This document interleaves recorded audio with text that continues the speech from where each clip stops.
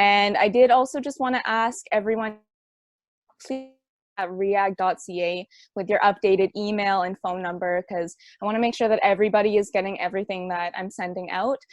So I just want to make sure that I have the correct information.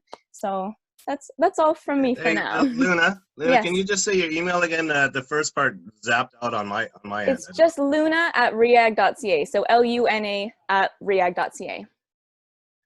Great. Thank you. Enjoy. And Brent, you have a beautiful hand. I don't know why it's there, but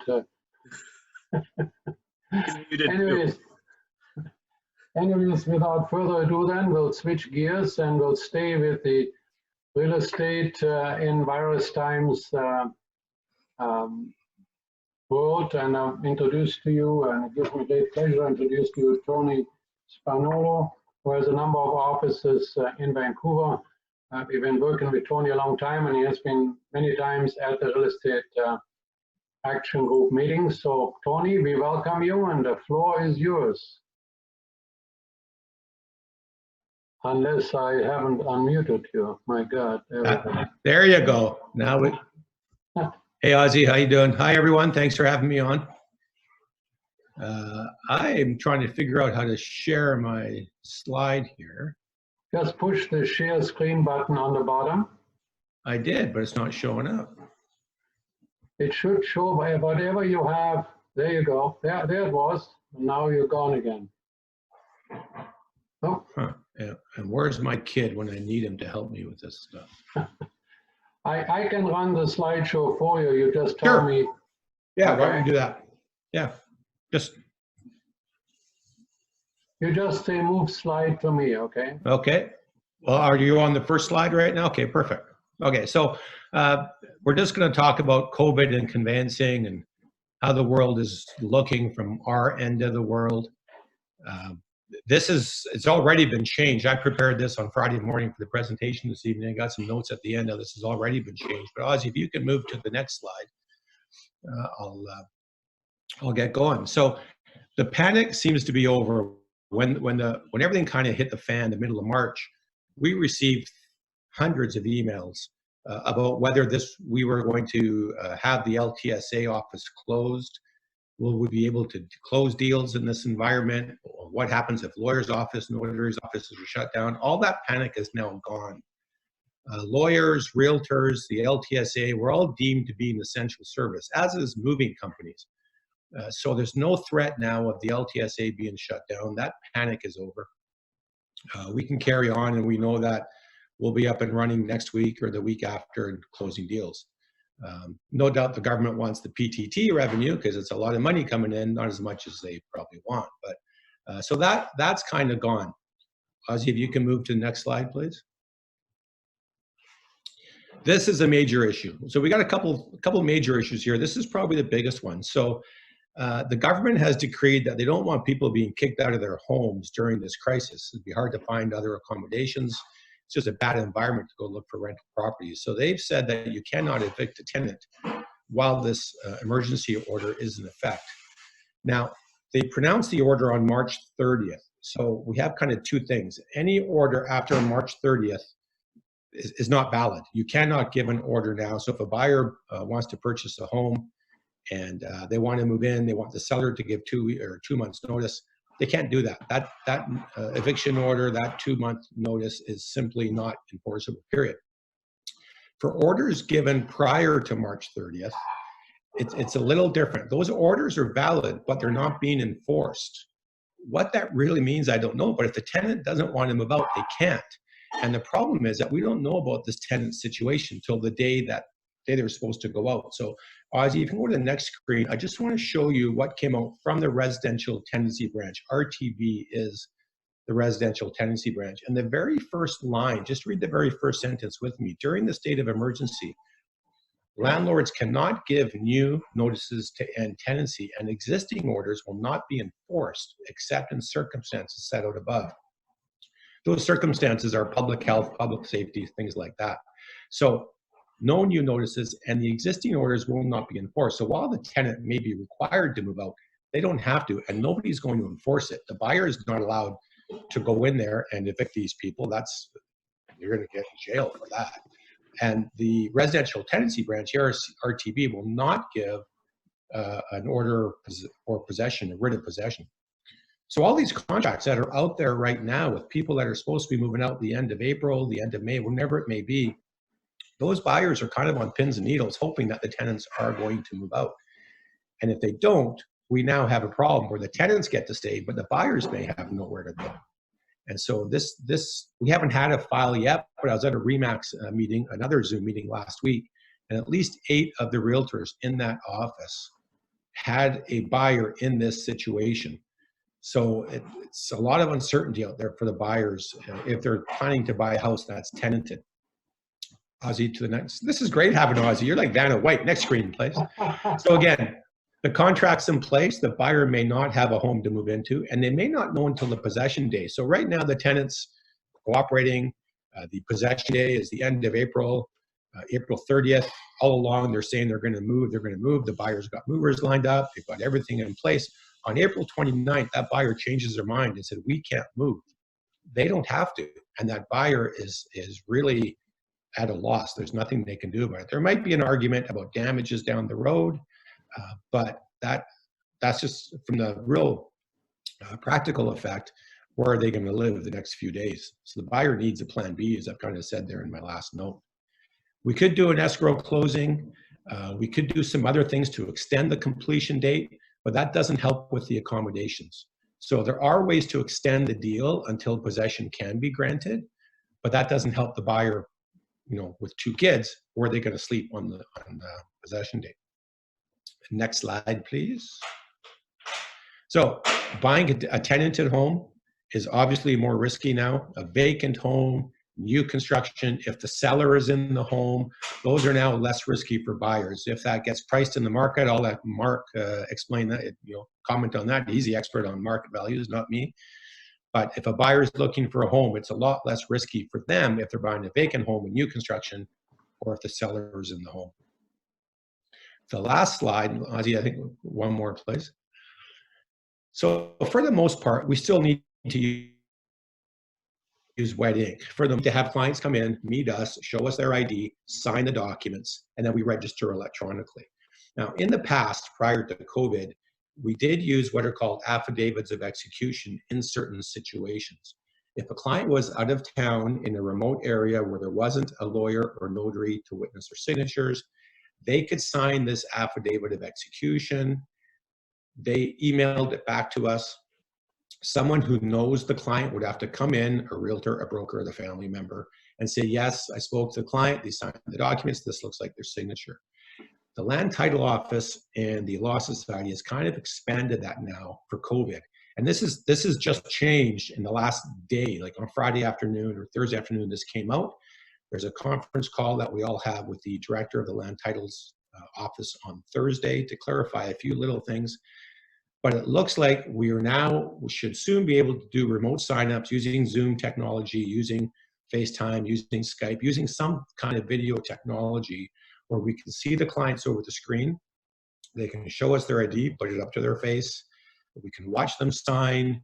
They still need to print the documents. We can email it to them. They got to print, then they're going to sign, then they got to scan and get it back to us. So the clients need to have that capability wherever they are. But as long as they have that, it looks like we can be doing remote signups. We don't know if this will become the norm during this crisis, or if this is just for clients in a lockdown home who are frontline workers exposed to the public. If they have COVID themselves, we don't know yet. We don't know how clients are going to want this. We think clients are going to love it.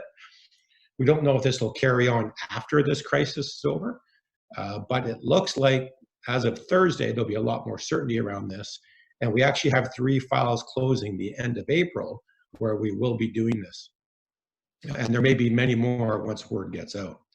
So again, this just changed. Ozzie, if you can go on to the next slide, please. And I'm sorry I don't have all, oh, sorry, go back one more.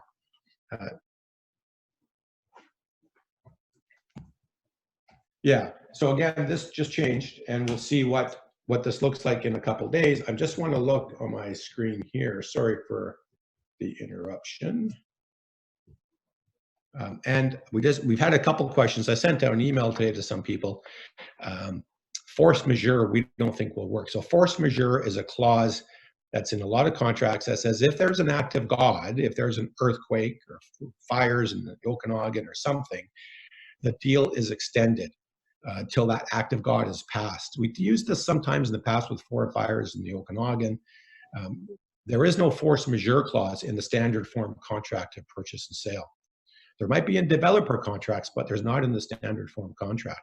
So we don't think, unless there's a clause added, that that will apply. And even if it is added, we don't think it's necessary any longer because we are essential services.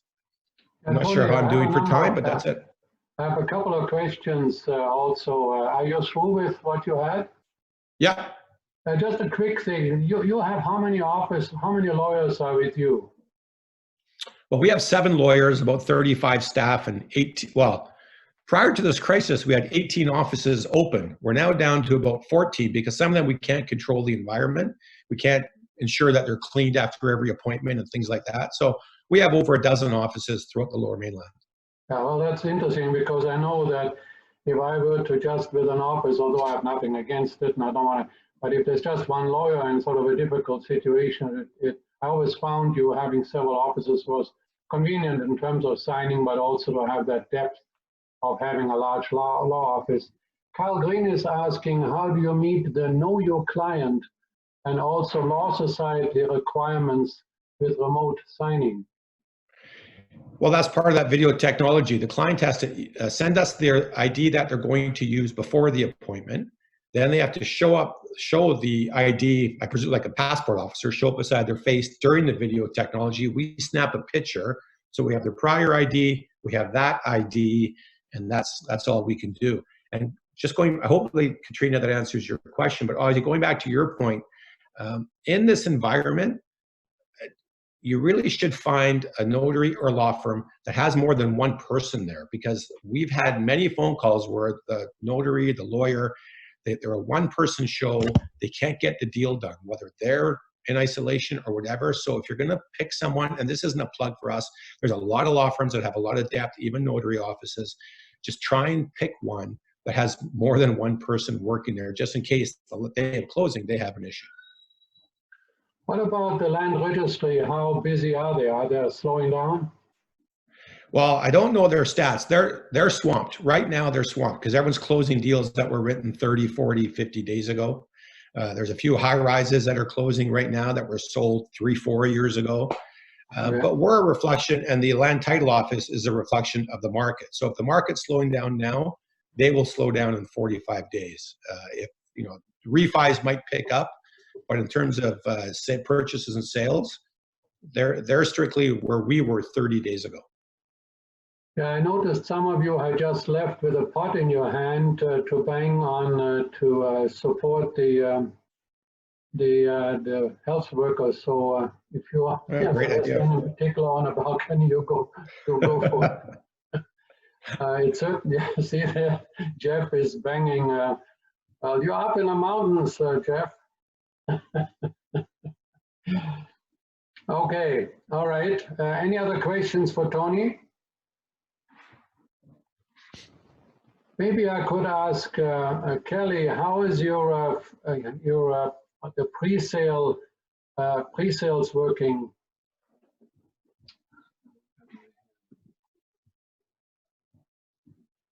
Are you still there?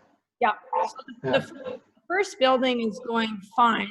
I have a lot of creative financing happening where I've got rent-to-own companies stepping in for people that are in trouble, trying to get second mortgages in place. But for the most part, I'd say 95% of the deals are closing.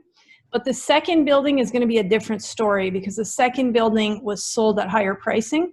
And we've had some distress sales happen on assignments that have created really low comps right now that are affecting appraisals, and they're going to make it very, very difficult for those buyers. Any legal issues that have come up? No, just more navigating through people not being able to get into lawyers' offices. Appraisers aren't allowed to come into properties now. So there's been a lot of delays happening that require extensions. So what the developer did was he required people to put up an additional 10% to give them a 1 to 2 week extension to get through these issues. But he wanted to see money on the table to give those extensions. On those pre-sales, Tony, isn't it the fact that some buyers think they can just walk away from the deposit, but they really leave themselves open to get sued for specific performance. Yes, and that is the risk that we've tried to warn them for the few that can't close. It'll be interesting to see what the developer does. Is that a real risk, Tony? Yeah, Ozzie, I was just going to ask if I could interrupt there. That is a real risk. At the very least, the buyer is most likely liable for any extra damages. So let's just use some numbers. They purchased a pre-sale for $500,000, or any, it doesn't need to be a pre-sale, and they purchased a unit for $500,000. They have a $50,000 deposit. If they decide to walk, the seller has the right to sue for a specific performance, which isn't normally granted, but the seller has a duty to mitigate, and then they could pursue the buyer for breach of contract over and above the deposit.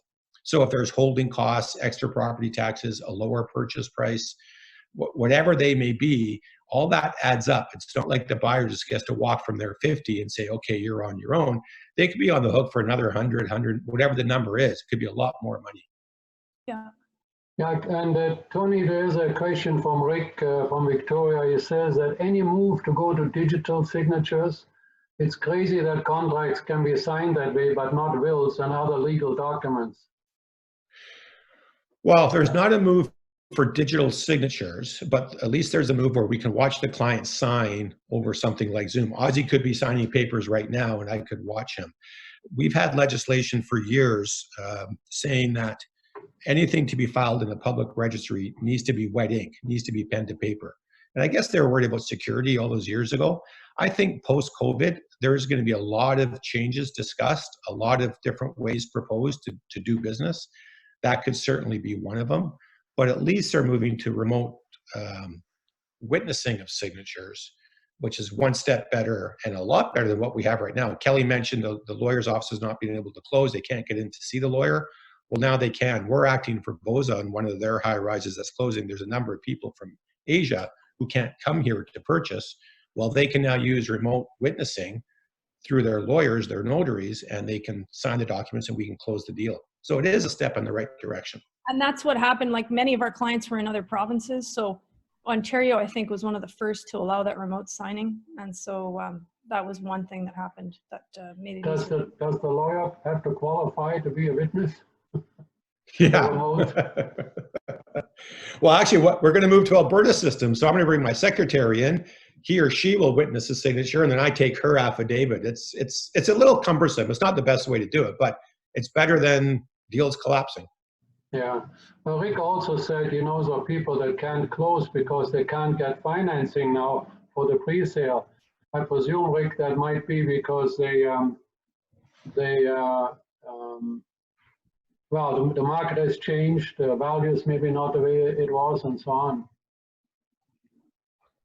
Let me just, He needs to be unmuted. yeah, I'm just trying to find him. Okay, there he is. Job loss as well. Like the job situation has changed.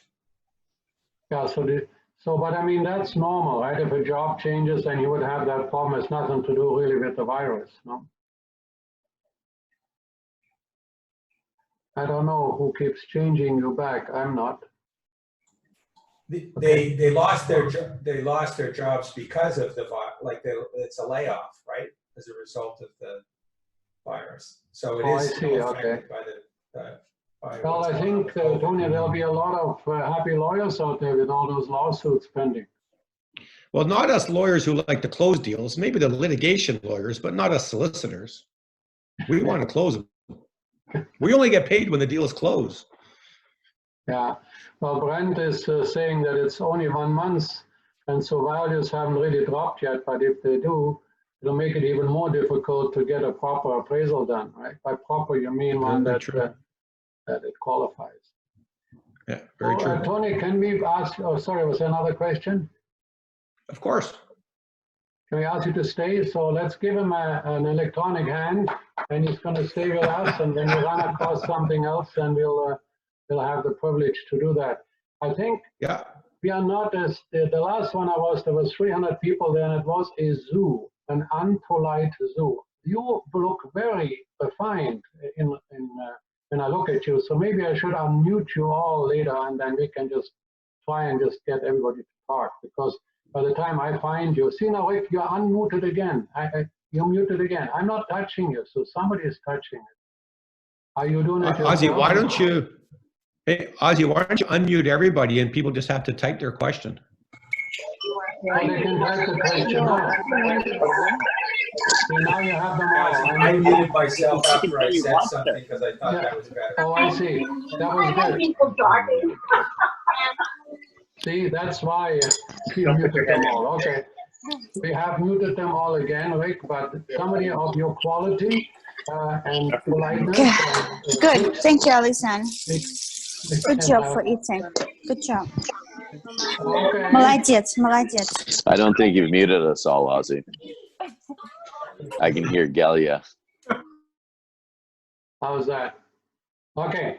All right. Without further ado, we have our next speaker is also on a very, very extensive and crazy topic that keeps changing on almost daily basis, and that is, of course, financing. And so, Kyle, we have the privilege of having you with us. So you have the floor.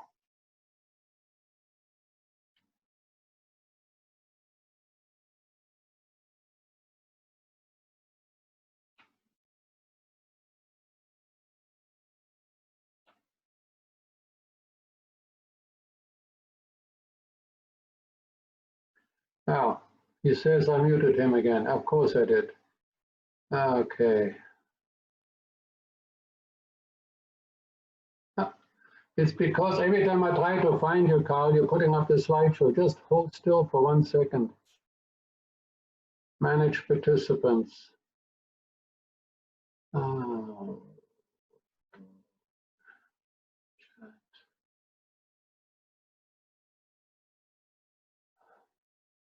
Can you just take the slideshow off for a second, Kyle? Okay.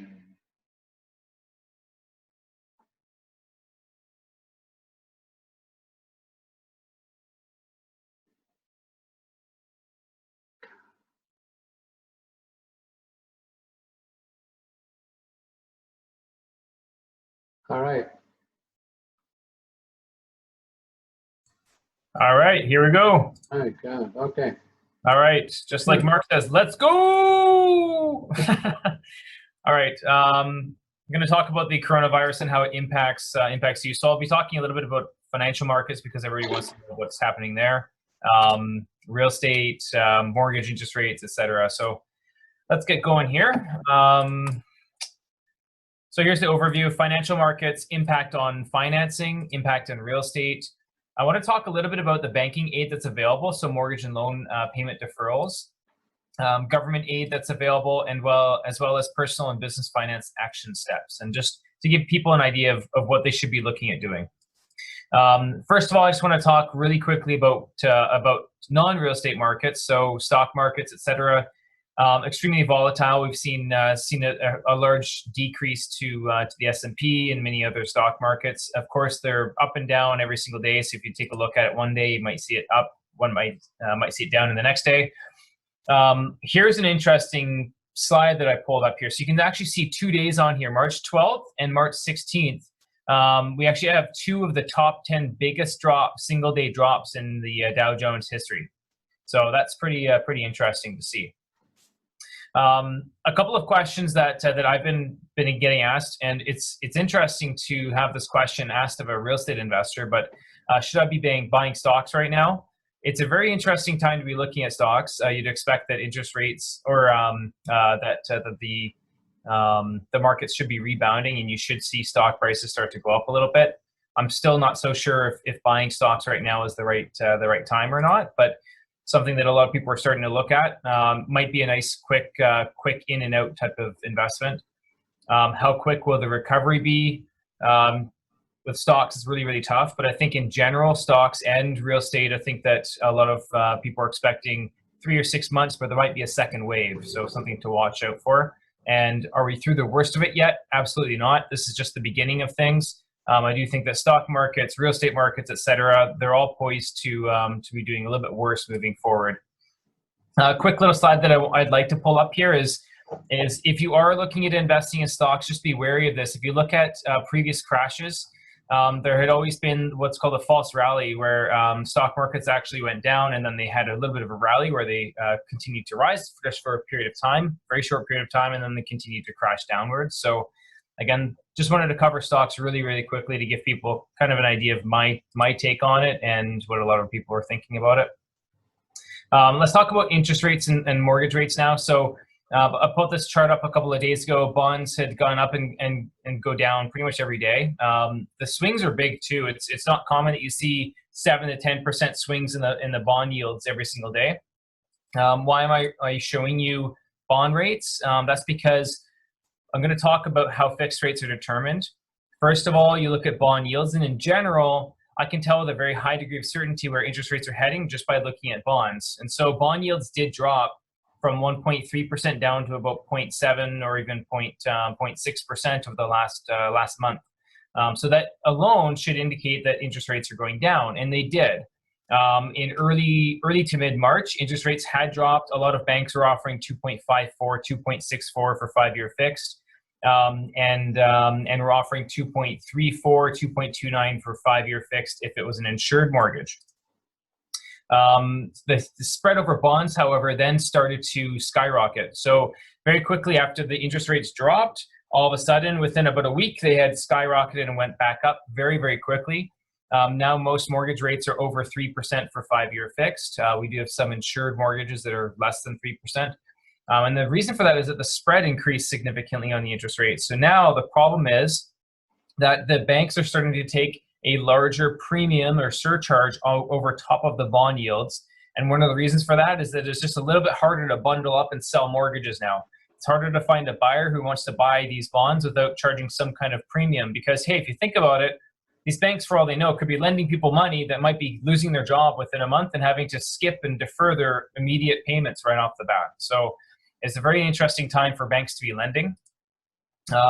Also, one other note here is that the cost of securitizing loans has had a slight increase. It's getting just a little bit more expensive for the banks to securitize and bundle up those mortgages. I want to also show and talk a little bit about what's happening to variable rates, because it's been very, very popular and a common question here. So the prime rate, which is set by the banks, has in fact dropped 3 times in the last 6 weeks now, and it's dropped by an entire 1.5%, which is very interesting because the banks don't have to follow the government when the government drops by 0.5% margin. So we've seen it in the past where the banks actually did not follow the government in tune or step by step when the government was dropping interest rates in the past. And so this time it was interesting to see that the banks actually followed it. However, what's called the CDOR, which is essentially very, very short-term money, we see this decrease and then increase. And essentially the discount off of prime has decreased from, if it was an insured mortgage, going from prime -1 to just prime. If it was a uninsurable mortgage, so with 20% down or more, or rental properties, etc., we used to be getting prime -0.6 or 0.7, and now those are getting prime plus in many cases with many banks. So the discounting off of variable rates has essentially eroded, and has resulted in the net cost of a variable rate being still lower than they were before, but not quite as low as they could be or should be.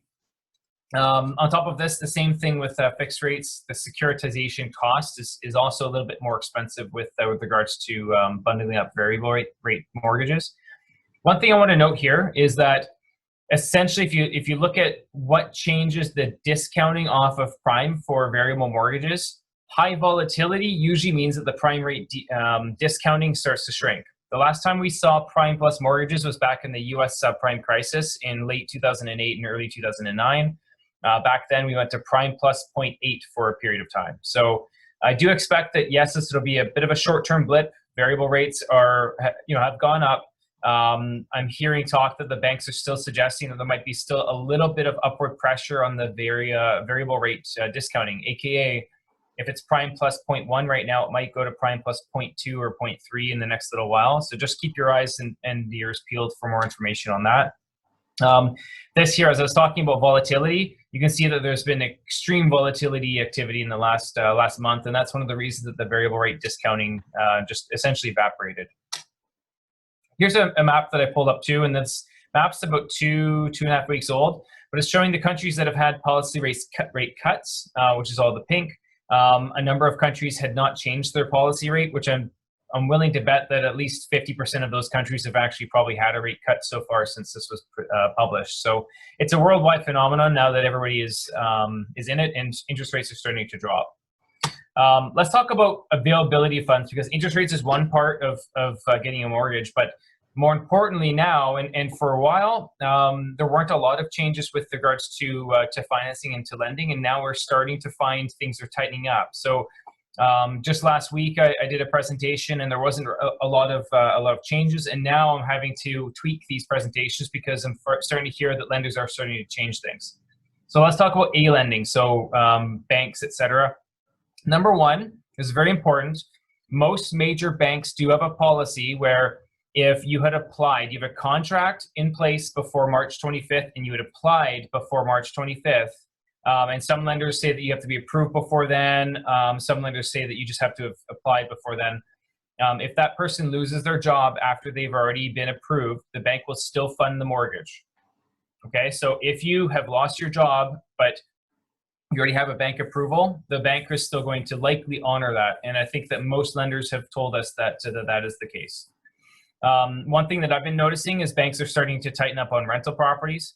I had one of my banks tell me that although he's been able to get exceptions for me to go from property number 5 to property number 10 for clients, he said that no more exceptions, 5 is going to be their max. So it's a little bit harder to get clients financing if they have too many properties.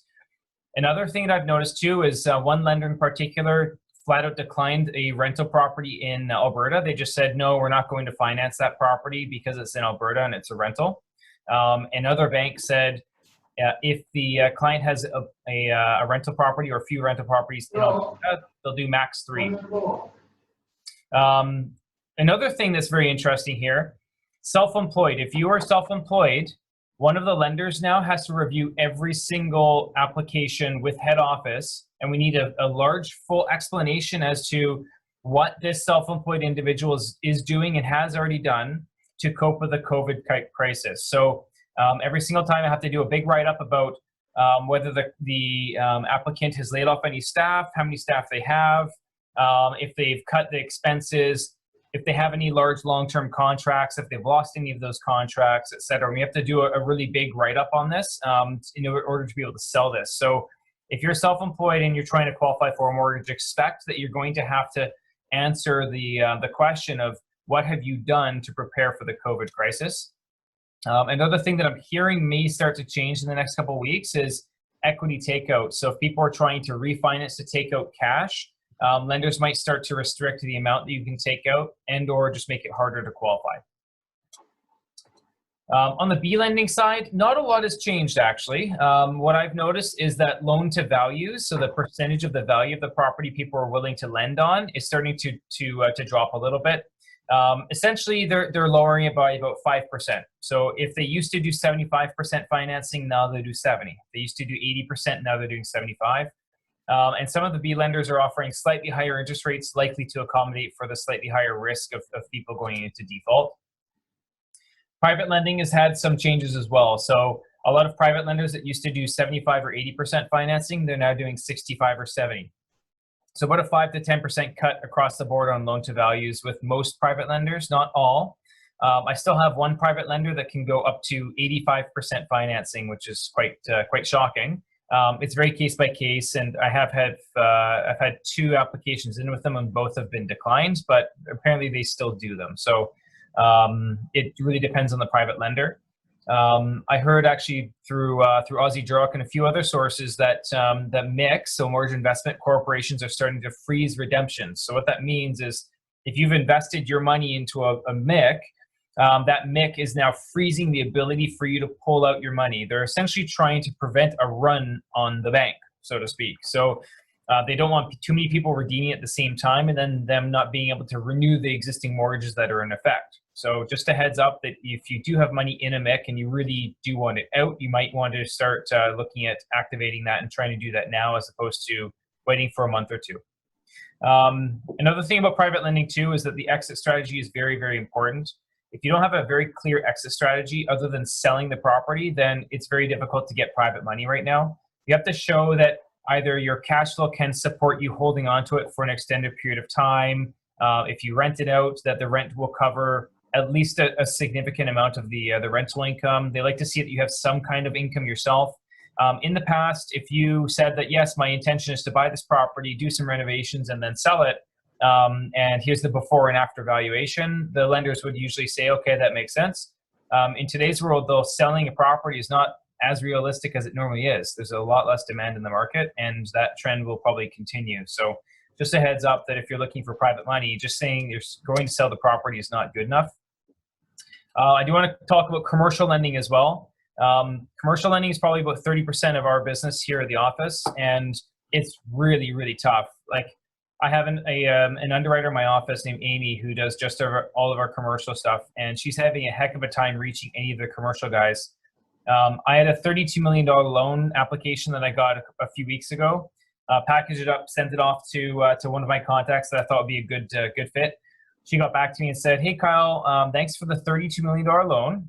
Right now, we're a little bit busy working on our existing client base. So at this point, they have to pass, or maybe in 2 weeks, I might reach out. It's been 3 weeks. I've been following up and nothing. So commercial lending is definitely tightening up. If you're doing anything like construction, if you're looking for financing on retail strip mall or something like that, it's going to be very, very difficult. And I do think that commercial lending is going to be very tight for the next 3 to 6 months until this situation passes. So just a heads up, you are looking at getting commercial financing and you don't already have a letter of interest from the lender, it's going to be very, very difficult for you to get financing unless you're going through a private lender. A couple of FAQs. So should I break my mortgage? It's a tough question to answer. We've been doing a ton of analysis. I think over the last 3 or 4 weeks, I've probably done over 150 or 200 of these. It's a very quick question to answer. Usually the first thing is to look at what the penalty is and see if you may be able to save more money than the penalty cost. I will say, for the most part, the ship has sailed, and probably 1 or 2 out of 10 that I do right now make financial sense to break. And that's just because the spreads on the interest rates are just not good enough right now. So the penalty in most cases is exceeding the savings to break your mortgage, except in certain situations. Should I go fixed or variable on your mortgage? Most of our clients are going variable right now, especially if they had a rate hold from a few months ago or a few weeks ago. However, I'm noticing a few more of our clients are starting to opt for fixed rate mortgages. In general, there's about a 0.5% spread between a fixed rate and a variable rate. So that's what you can expect. A lot of our clients are going variable with the intention of looking at locking into a fixed in about 3 or 6 months when the coronavirus situation starts to ease up. I do think that there'll be a small window where the spread on top of bonds drops faster than the bond yields increase. And with that drop, I think that there'll be a very short window where fixed rates will be very competitive and be lower than they are today. And then they'll slowly start to creep up as the bond yields continue to rise. I feel like the spreads that the banks are charging over top their regular spread will fall faster than the bond yields will increase. I have a renewal coming up. What should I do? Lenders can hold rates for up to 4 months on your renewal. And so if you want to compare your bank to other lenders, then a broker like myself or any other broker that you've worked with in the past can go to many different lenders and hold rates with many different options for up to 4 months for you, and then just compare and say, this is what your bank has available and this is what we have available. If you're outside of the 4 months, you can still do that same process. If interest rates continue to climb like they have been recently, there may be a point where it actually makes sense to break your mortgage early, pay the 3-month interest penalty in order to get a rate that's lower. So maybe you're holding a rate right now of 3%, and maybe over the next 2 months, rates keep climbing up to 3.5%. At some point, your penalty will be cheaper than you taking a rate of 3.5% instead of taking the 3% rate that's available that you had held. So if you have a renewal coming up, it's worth sending me a quick email just to say, hey, Kyle, this is what I've got. It's for this much. This is the rate. This is when the renewal is coming up. I'm with this bank, and we can see what makes sense. I lost my job. Will the bank finance me? So if you already have an approval in effect, in place, then the answer is probably. Somebody playing some music, Ralph? Is that you? Oh, Ralph, mute yourself. I thought you had me muted. Sorry about that, Unbelievable, Kyle. Ralph. I will never forget the moment that you started playing a guitar during my presentation. Not that he's holding grudges, but Yeah, just exactly. saying, Yeah, I'll remember, just man. I'll remember. So I lost my job. Will the bank finance me? If you already had an approval, then it sounds like the answer is probably yes. If you've lost your job and you have not applied yet, they are still looking at these on a case-by-case basis, so you still may be able to qualify. Another question I'm getting a lot, I want to refinance. Should I do it now or wait? One concern that I'm seeing is that appraisals are starting to come in low. As Kelly mentioned earlier, I've been having some clients get appraisals on a property 3 weeks ago, and I'm getting another one today because we switched lenders or for another reason. And some of the values are starting to drop by 5 or even 10%. So just a heads up that if you are looking at refinancing and it's not about the interest rate, it's about getting money out of your property, then you really should be looking at pulling the trigger sooner rather than later. Current turnaround for financing, it's long. Purchases are being prioritized, but they're still taking quite a while. Depending on the lender, a purchase is often taking anywhere from 3 days to 2 weeks. Refinances, I have some deals that I sent in on March 13th, and I still don't have them back yet. With one lender, I sent in, I think, 15 refinances on the 16th and 17th, and I have one of the refinances approved back in my hands, and they're just starting to get a few of them back now. So refinances are definitely not as prioritized as purchases are right now. So just a heads up on that. Where are rates heading? I think that rates will be relatively flat for the next little while, possibly slight increases, especially with variable rate discounts, possibly slight decreases to fixed rates, like 0.1% or so. But I do think in 3 or 6 months, there'll be an opportunity to get a better fixed rate mortgage. So this is my official prediction to where fixed rates are heading in the next little while.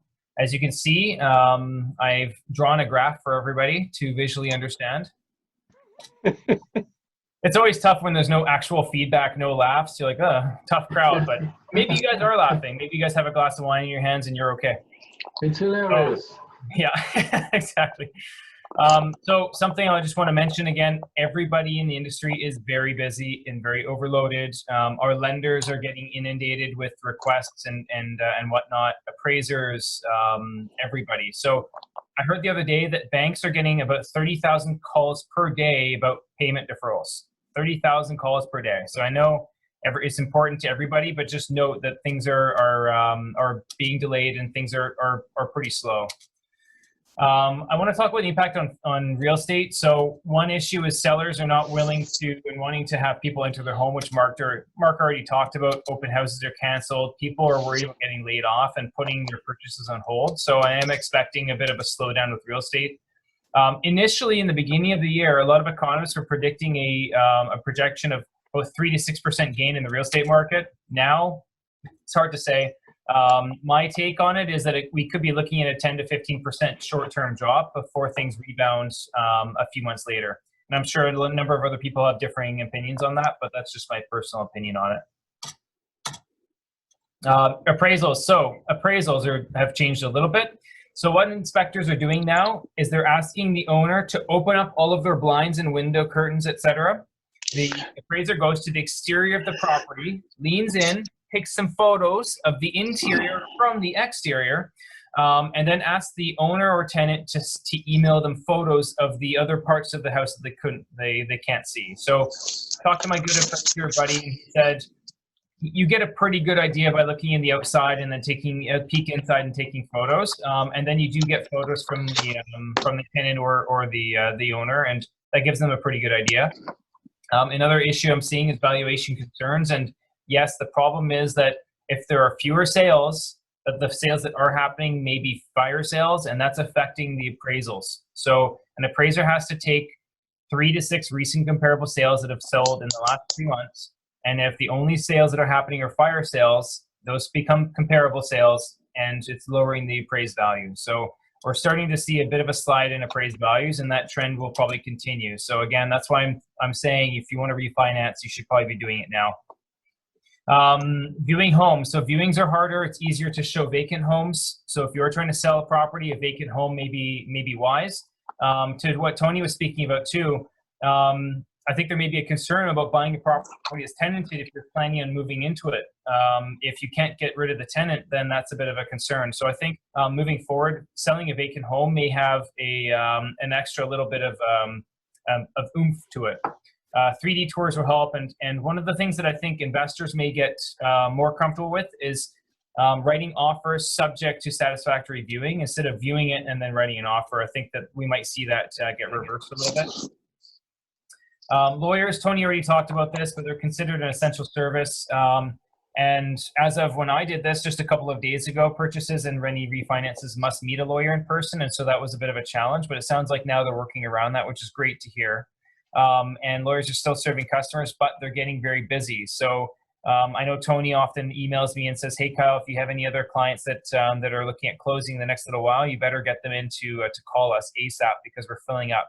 Lawyers are still really, really busy. And so if you do have a closing coming up soon, you should be in touch with your lawyer to make sure that they know that. With everything going on right now, is it a good time to buy? Like any time, there will be some good opportunities. I would say that right now, don't jump in anything. If it's a really, really good deal, then it's worth considering. But you do have to consider all of the risks that are associated with buying in a market like this. And you better be making money on the buy. Should you be waiting until COVID is over or start the process now? I would say that if you're looking at getting financing, if it's a refinance, you should be starting now. If you're looking at getting ready to do a purchase, then it doesn't hurt to start the process now, get pre-approved, and then just watch the market and see if something comes up. Again, no need to buy anything unless it's a good deal. Here's an important point. So if you have a pre-sale closing this year, should you be concerned? And the answer, frankly, is yes. There are ways that we can get a full approval for you in advance of the closing date, not just 4 months in advance, but 18 months, 24 months in advance. And so if you have a pre-sale closing soon, then you should probably be reaching out to myself or your bank, et cetera, and getting a long-term rate hold. Many lenders will actually offer a product where they fully approve you today, and as long as you close within a certain period of time and nothing fundamentally changes with your application, then they'll still close. I want to talk about some of the banking aid that's available. So talk about the mortgage deferrals.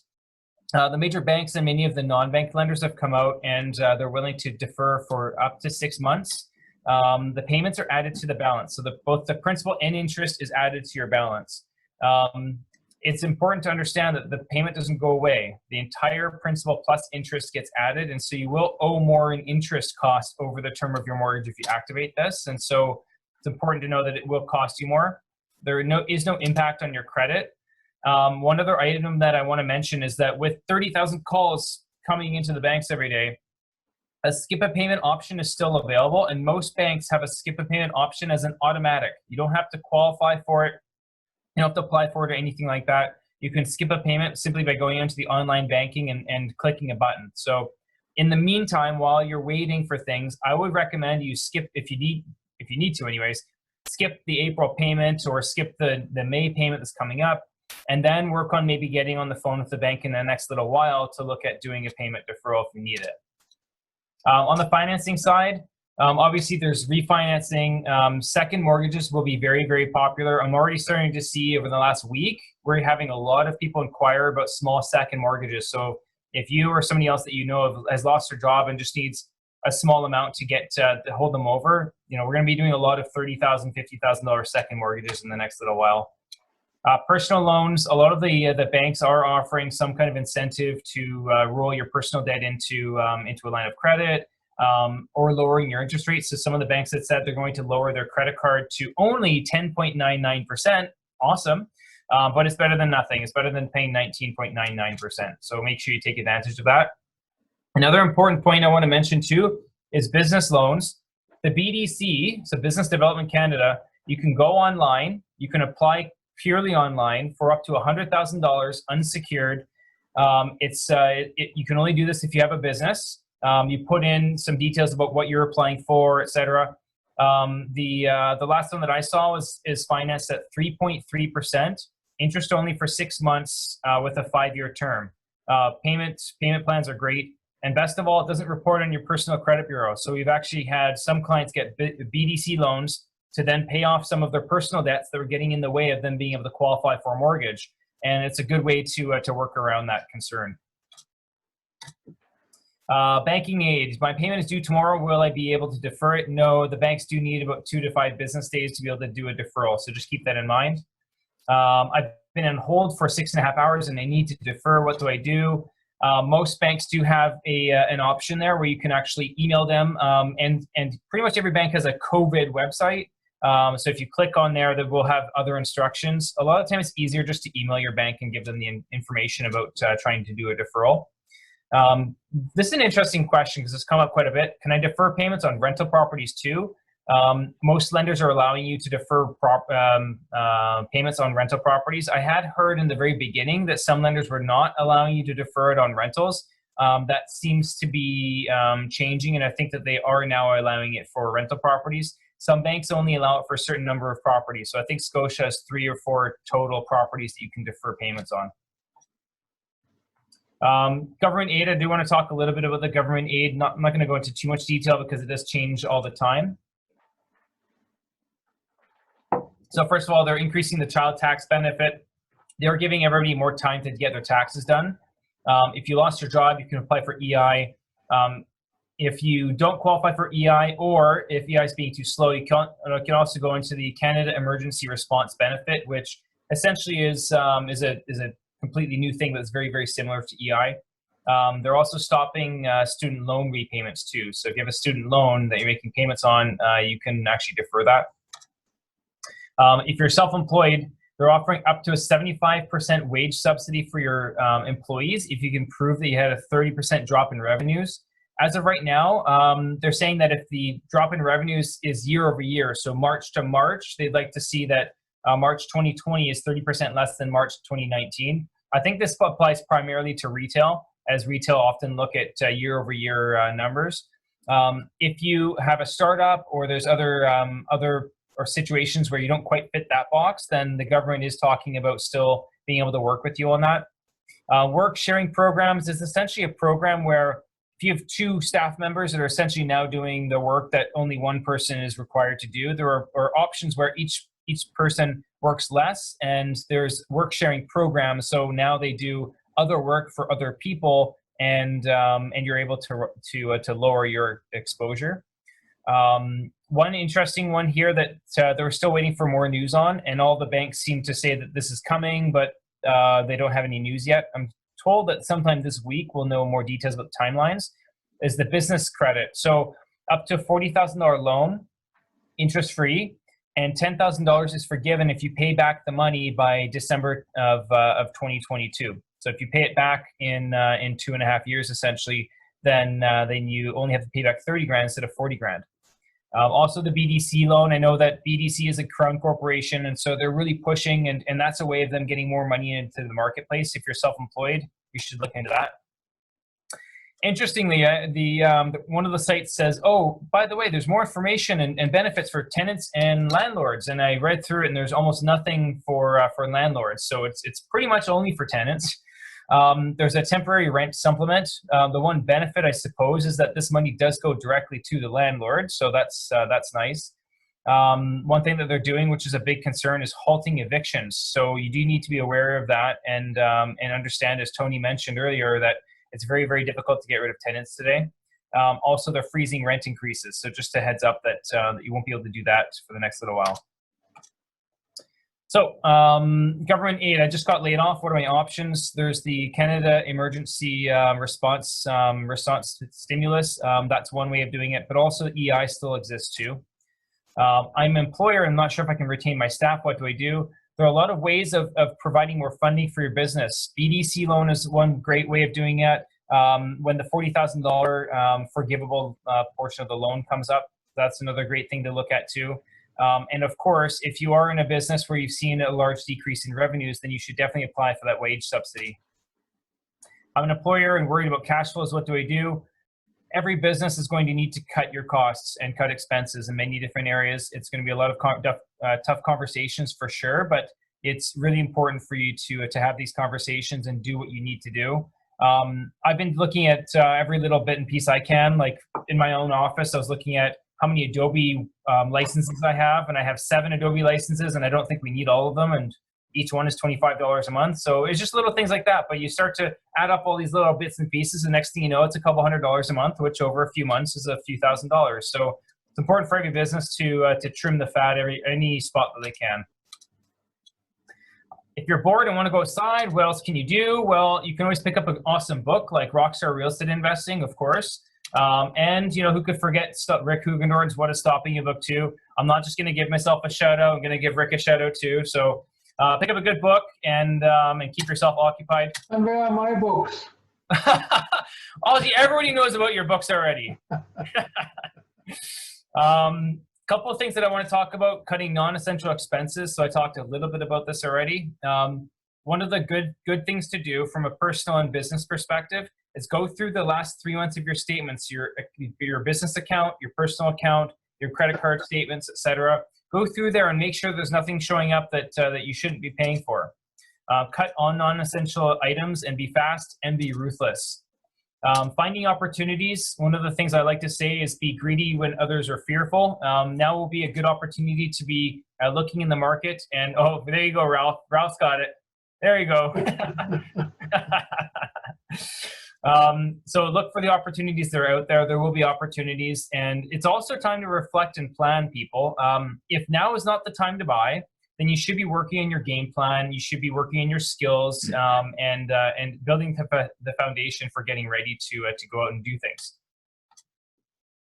So what is a non-essential expense? Basically something that's not absolutely required to your business. So so a lot of marketing things, and of course, paying for marketing that is unlikely to result in any sales is not a great idea, right? So cutting things like marketing expenses is a good thing to be looking at. How long should we expect this to last? My guess is 3 to 6 months, but nobody really knows. What is an example of an opportunity? You know, I think that in the next little while, as real estate investors, there will be people that absolutely need to sell. There's going to be a certain segment of the marketplace that don't have the luxury of waiting. They lost their job, they're moving away to another country or to another city, and they just need to sell, and those people will drop their price in order to make it happen. So you just have to be ready and willing and able to pull the trigger. Also a very important question. My wife and I can't agree on which expenses are essential and which ones are not. Can you please help us out? All I can say is that yes, wine is an essential expense. Okay, so if you guys are arguing about that, then I have solved the question. In summary, call your friends and family. Video calling is even better. Play with your kids and your fur babies. These moments will be remembered. Pick up a good book and be safe. If you're confused what to do, let us crunch the numbers, especially if you're looking at refinancing and you're not sure if you're going to save interest. We can help you with that. And make sure you take some action and go for it. So I'll open up for some questions if there are some questions, and then we can go from there. Yeah, thank you very much. First of all, Kyle, thank you. Kelly had a couple of points that, and Mark also, that appraisers calling now realtors for pictures. Yeah. Can you expand on that, Kelly? Yeah. Sorry, I was just going to say on the pre-sales, for instance, they are pulling up to the building, taking pictures of the exterior, and then they're asking us for interior pictures and specific items that they want to see, electrical boxes. And so they itemize what they want, and we just forward the pictures to them. Yeah. Kyle, can you just get out of the slideshow for a second? Yeah, for sure. Okay, now we can see everybody. So the other question was, or comment, Tony said that it's a note on trimming expenses. It can be quite handy to bring in a third party to review your expenses, maybe an accountant or somebody you trust. He said he just called his dad, who was 86-year-old Italian. Hey, wonderful. Who came through the Depression. He saved him thousands already. So that's good advice. We have actually quite a few people commenting. I like Patty. She says, phew, she says, thank goodness about the wine. I mean, you really had hit home there. And then Brent says, yes, Tony, God bless the lawyers. What are you doing? Are you trying to win some brownie points or your bills lowered? I mean, come on. Kelly, you said branch is easier. What did you mean by that? Well, I spent, an hour and a half waiting for TD on the phone, and then got disconnected. And then I was advised by a mortgage broker to go on to the skip a payment section online. But the problem is the amount you qualify for depends upon the length of the mortgage. So I got 4 months on one and a month and a half on another, and the other two were less than a year old, so I couldn't get anything. So I went into the branch, and the branch said, okay, no problem. The two newer mortgages, they gave me 6 months, and they said, when you run out of your skip payment vacation, come back and we'll top up the other two. But it was not a very long wait line at the bank. Yeah. It was the easiest way to get action fast. And then one of the deferrals didn't go through. So I went back to the bank and said, hey, you know, here's my paperwork. And they said, we had 80,000 requests in one day, and we have to manually put all these deferrals in. So we'll catch it where you're in the queue for next month's. Well, it's really something, the work that's been done now by mortgage brokers and realtors and lawyers. I mean, everybody talks about, yes, of course, it's enormous layoffs in the restaurant industry and so on, but when you look at our profession, these are deals that absolutely have to be done. It involves people's lives. Just a little follow-up, Kyle. Yes, I did send you a note on the mix, and I sent everybody that I know that is running a MIC in our group, I sent them a note. It's really like talking out of both sides out of my mouth, but I said to them, you might consider, if you're in a development that you're putting on hold, you will get people wanting to get out because you have a huge cash crunch on. And so if you're in that position, think Trust Capital in Vancouver, which is a $3 billion fund, closed all of their redemptions a week ago. It's not just the small funds. And then you look at not just Trust, Morrison Financial forced all redemptions, Canada Life suspends redemption.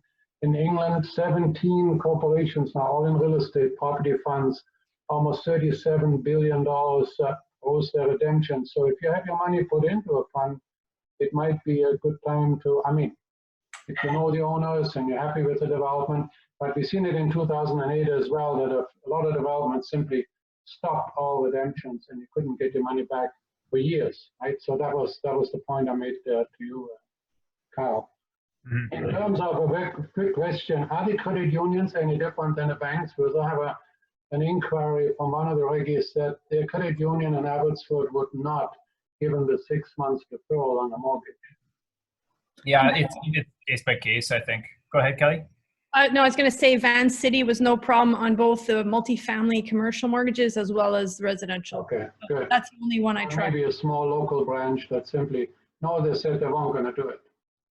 Yeah. So it's not a law, I guess. That's the point. No, it's not. It's not. I think I've heard that the Coast Capital and Van City are doing it, and then I haven't heard. Oh, and Blue Shore Credit Union is also doing it. I haven't heard about some of the smaller ones though.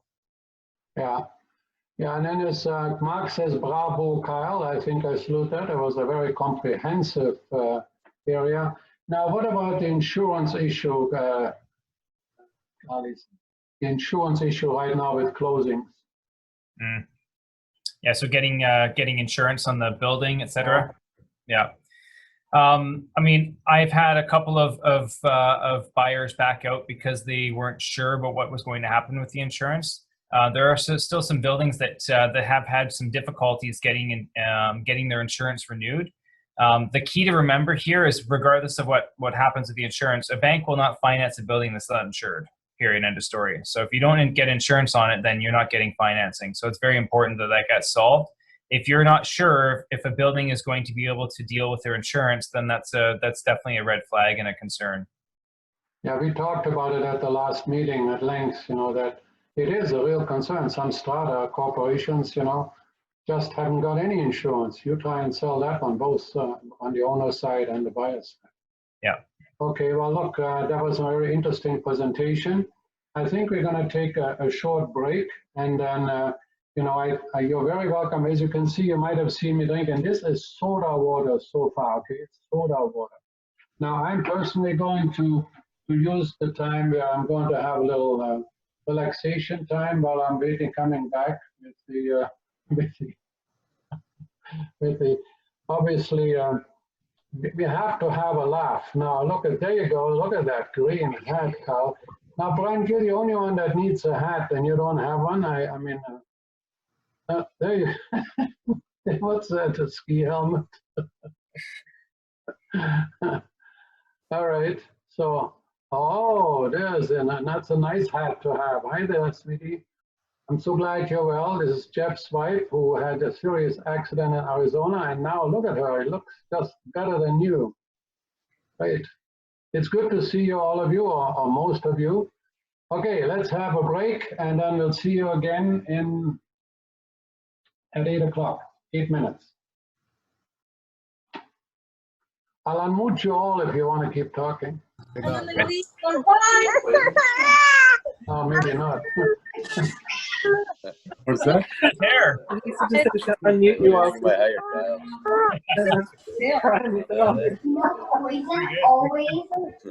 Good presentation. Well done. Oh, Art, that hat. Now you get the idea as to why muting is a good idea. Sales, and then I'm going to start Break, why not? buying leads and advertising. You'd be the best. Okay, I think. Hey, Mark, that looks pretty cool.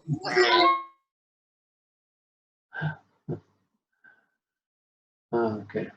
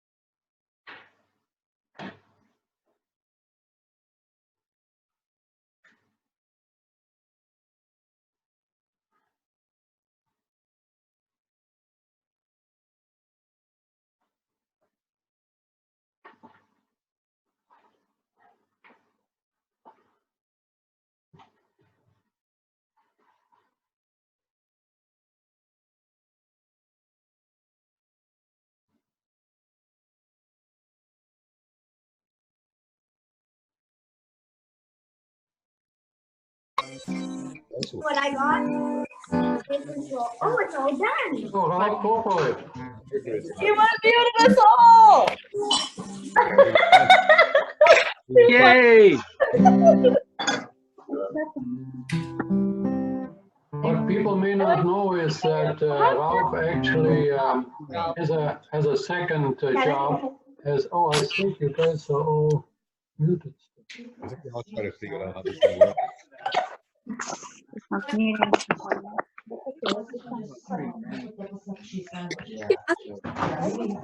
says you're on. Can you guys hear me?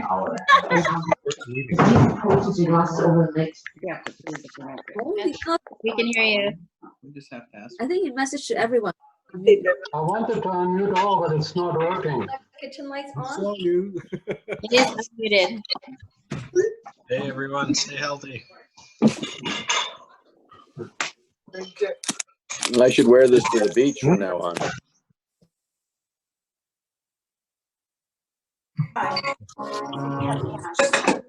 I really like the hat trend we have going on. It's all done. What's on the meat? Hey, no meat. Did you take the other side? Okay, yeah, my friend. Or how about that? Let's do Everybody that. on me. It looks like he's from the I want factory to voice video or on. All the cool something. kids on the video on. Cool. Look I at it. unmuted everybody. Everybody wearing a mask? Y'all wearing a mask? Down from Public Health Canada, we have to wear a mask. And I'm wearing a mask. Would you like to see my Where mask? are all the children? I know. Where are the children? You got homework enough? Who has the children? You should be there. Oh, no. What's the gourd? Mask mark. One piece of gourd there. Oh, shoot. She was doing some work. That's Oh. good. Did really well. He was sucking. Made it. You couldn't see Minecraft is good for us, okay? Let's pay for it.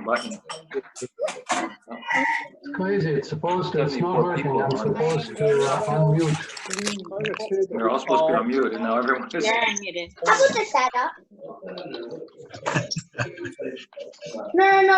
Look at this. Mom, look at the school. Look at the school. Stop. Summer wind You couldn't see Minecraft for us. blowing It's in good, okay? across the sea. I bet you it's around. Are you unmuted, Linger Kyle, right? there, Can you hear me, touch Kyle? your head. Hey, Him. Watch me Rick. Carol, you start to Wait, Rick. all summer long. We sang a song. Hello. Then we strolled that golden sand. There we go, Rick. Okay, everybody has Sweethearts and the summer wind. There we go. The summer winds. Take class. head start. More glasses there. We're not doing that now. Oh, let's go. Nowhere else to sit. I cannot go into places. I think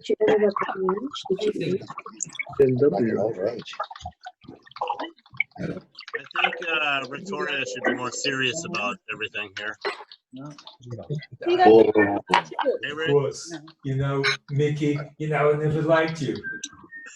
I was a big fan of Goofy. That's good. Now I know what it's like.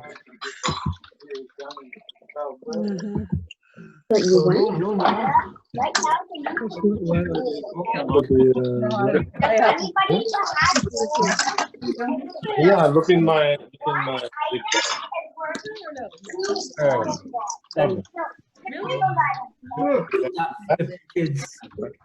啲亂咁整嘢嘅入邊，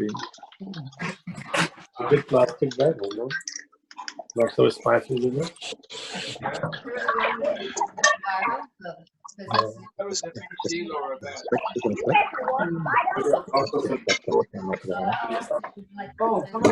No, I don't need it. You use that much.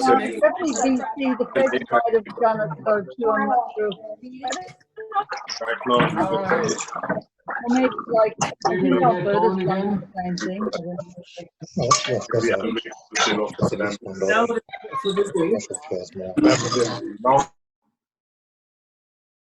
Okay. Okay, welcome back. Just for your information, there was, I'm still getting used to the program. I could unmute some, but some I couldn't unmute. So I don't know whether that means you had on your own button on the left-hand corner, you had pushed that button to mute and it wouldn't let me unmute you. Right now I've muted everybody again, so welcome. Yeah. You can hear me? You go like that, you can hear me? Ralph? Oh, see, now for some reason everybody is. Yes, I am muted. You're muted. Okay, I wanted Ralph to be unmuted, so where the hell?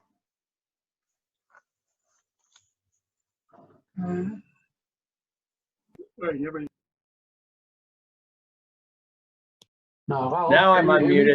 unmuted. Yeah, for some reason, if it comes back, just wave at me madly. Okay, well, it gives me great pleasure to tell you something more positive. I think Kyle gave us a good snapshot of the world that mortgage brokering works in on, and now we have the opportunity to listen on the positive side of the ocean. Let's welcome Ralph, please. He scared me to death, so I got my stuffy so that I don't get too carried away with the doom and gloom. Ozzie, let me get my screen up. Yeah. He said, what do you want to talk about? And we said, oh, why don't we talk about being positive in these difficult times? And I thought, yeah, what the heck? Let's do that. So here we go. From the beginning. There we go.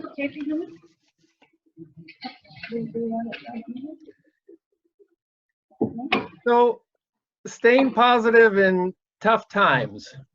As you know, I love to ski. I love to get out in the wild and enjoy the fresh air and do my social distancing. And so this is really cramping my style, this self-isolation. So I've been pretty much staying to myself and being good. Mark, you'll be glad to know that. And I've figured out a way to do a wine tour in my house thanks to Jeff Fawcett. So thank you, Jeff. And as far as the butter goes, I'm losing the battle on the butter, but Julia Chen sent me this great slide. So if you see me this summer in a bikini, you mind your business, because I was quarantined with food for all by myself. So much for that. We live in interesting times. I got a very interesting slide from Yuko Kajiyama, and it basically says that we have to adapt. And so where we used to cough to hide a fart, now we fart to hide a cough. Oh dear. Anyway, I don't think we have to be all doom and gloom. Ozzie and I have over 80 years of experience. We've seen many ups and downs in the real estate market. And I think if the choice is to be positive or to be negative, it's way better to be positive. So we've done thousands of deals through good times and bad, and I found that the best deals that I've ever bought were in the bad times. So now's the time to be out there looking for deals and looking for value. The most important thing is clarity and confidence in action. So we have to be clear on what we want to do. We have to be confident in what we want to do, and we have to get into action, and by that we'll stay positive. So just a quick clarity and confidence quiz here. How many of you know exactly what you're looking for in this market if you're out there to buy? And how many of you know exactly what you want for an end result?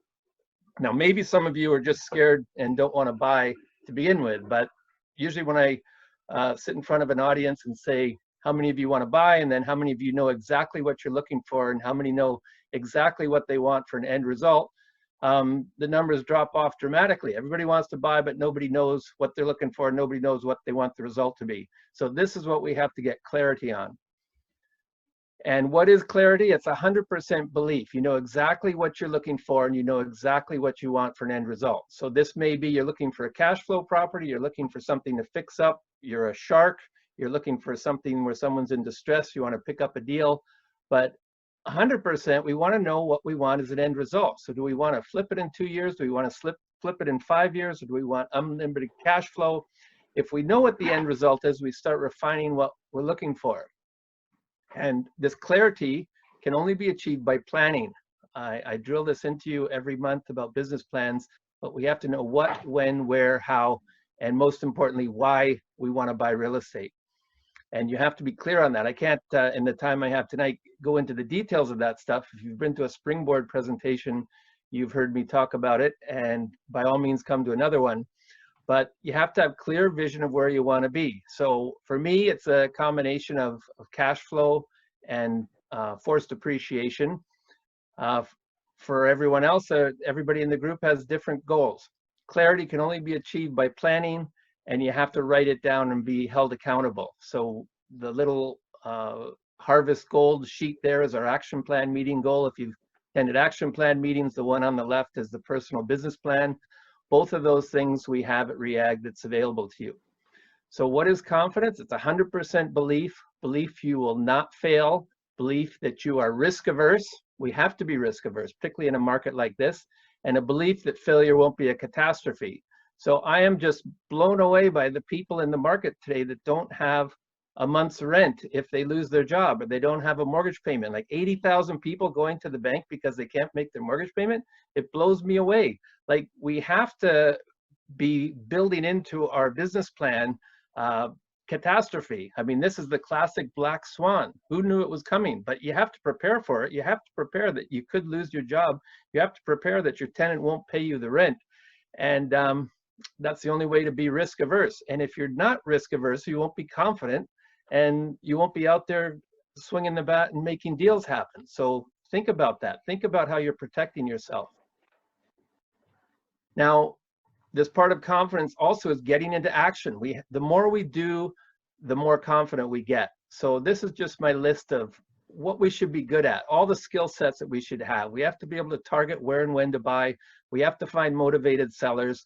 We have to critically evaluate deals, preferably in 2 minutes or less, but you have to be able to look at a deal and say it's a bad deal and just move on to the next. Write killer offers.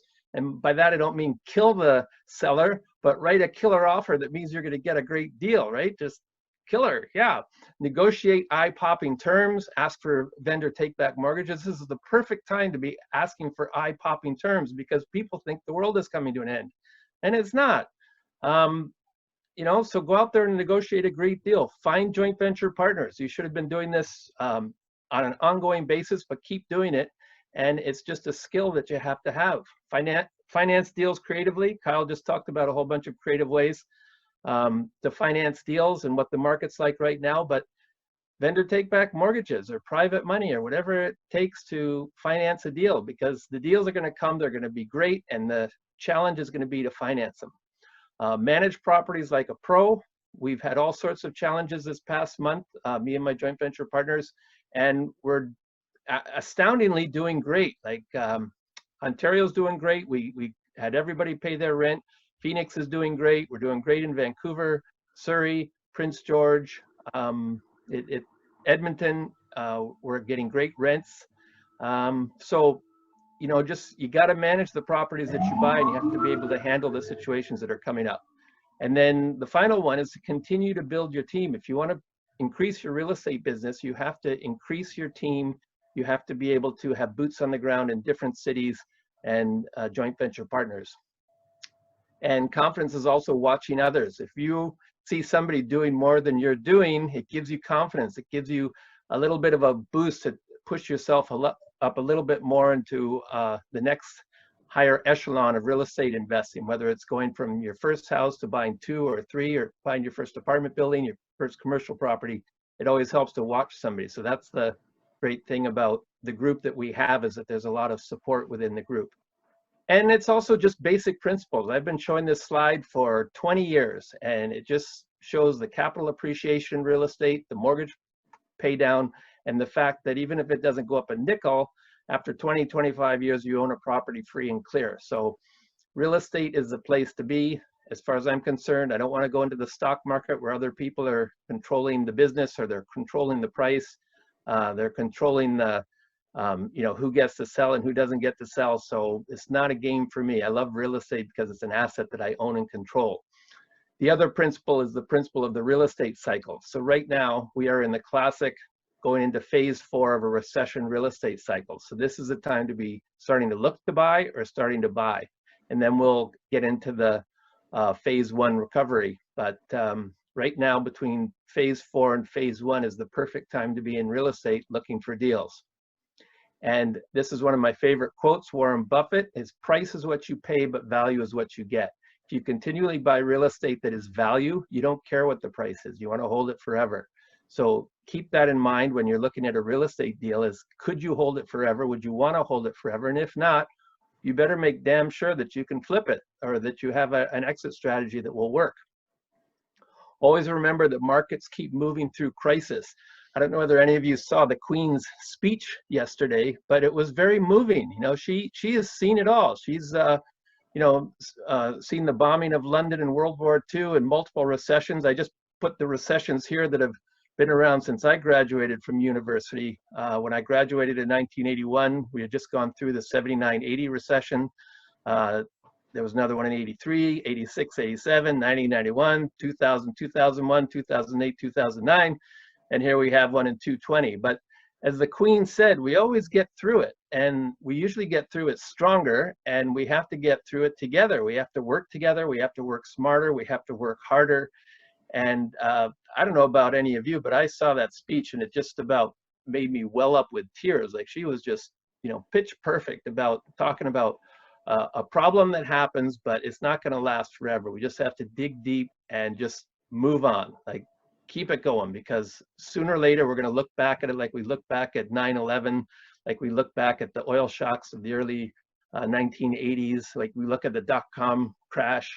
You know, these things happen. It's problem, no problem. And it's the best time to buy real estate because it's a short-term thing. This virus will go away and we will just, hopefully if you've purchased some real estate, you will profit from it. And the other thing is, I apologize, I think over to the right it's blocked out a little bit, but keep your eye on the big trends, okay? So this graph right in the middle is the big trend of real estate. The small graph shows all these ups and downs and you think, oh my God, you know, the market's going down, it's going up, this month it's doing this. But just think about buying for the long term. Buy with the big trend. Learn to recognize cycles, have patience to reap rewards when cycles go up. Focus on the big trends, not the small ones. And also a principle is start saving younger rather than older. So this is a graph showing what happens if you start saving at 25 years old versus 35 years old. So it's the compounding of money and just having a longer time to compound. So get going earlier rather than later. And then another thing for me is the multiplier effect. And this is the idea of increasing net operating income of a building. And the more the building produces, the higher its value. Based on a 6% cap, if I rent 10 empty suites for $500 a month, that's an extra $60,000 a year and $1 million increase in value.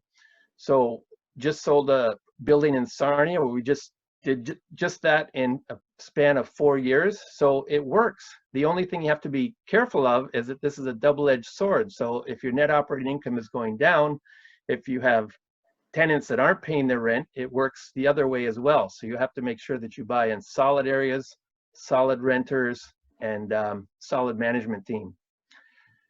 Now, for me, I mentioned this a little bit earlier, but these are the things that work and that I focus on. Buy and hold properties and forced appreciation. This is what I do. And I don't want to get 20 different things in real estate that I specialize in.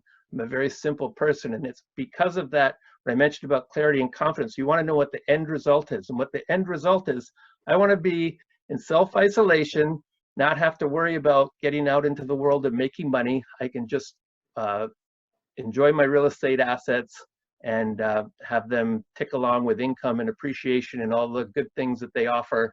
And I don't have to be there because I manage the team. So what's going on with ongoing deals? Well, we're still in Bowen Island. That's doing very, very well. We're just doing the finishing touches on our main road, and we'll have our lots that are already pre-sold selling. The Maverick out in Surrey is doing very, very well. They expect it to be done in November. There's still 1,400 people a month moving into Surrey. It's right near the SkyTrain. It's a beautiful property right across from a residential area. Many of the suites have views, and I just think that property is going to be great because you look at the whole lower mainland, how many good properties are near SkyTrain hubs, and a city like Surrey that's growing like crazy, and you have a major redevelopment going in our neighborhood of Whalley. So I love it. Our downtown Vancouver property is doing great. We're meeting with BC Housing tomorrow that they may lease up the whole building. So that will be very, very cool. Sarnia is going gangbusters. I remember I stood up in front of the group in 2015 and said I'm buying in Sarnia, and everybody kind of giggled, and I said you could put houses in your Christmas stocking because you could buy a house for $100,000 and it would rent for $1,200 a month. All those houses have doubled or more, and yeah, so I'm bullish on Ontario. Phoenix is doing great. Our Airbnbs are still attracting people even with the COVID virus epidemic. You have people coming to Phoenix for all different sorts of reasons. About half of our units are furnished monthly long-term rentals, but the rest of the Airbnb is still going gangbusters. Prince George, that house in the top right, I told you a story at RIAG about buying it in foreclosure. Saromi and I picked it up for $141,000, and it closes tomorrow for $280,000. We sold it. We've got our big apartment building there, and development up by the university where we're building houses. Edmonton is renting very, very well. We bought those last fall, and maybe if we had waited a month, we would have gotten them cheaper. But again, we get back to that Warren Buffett thing of value.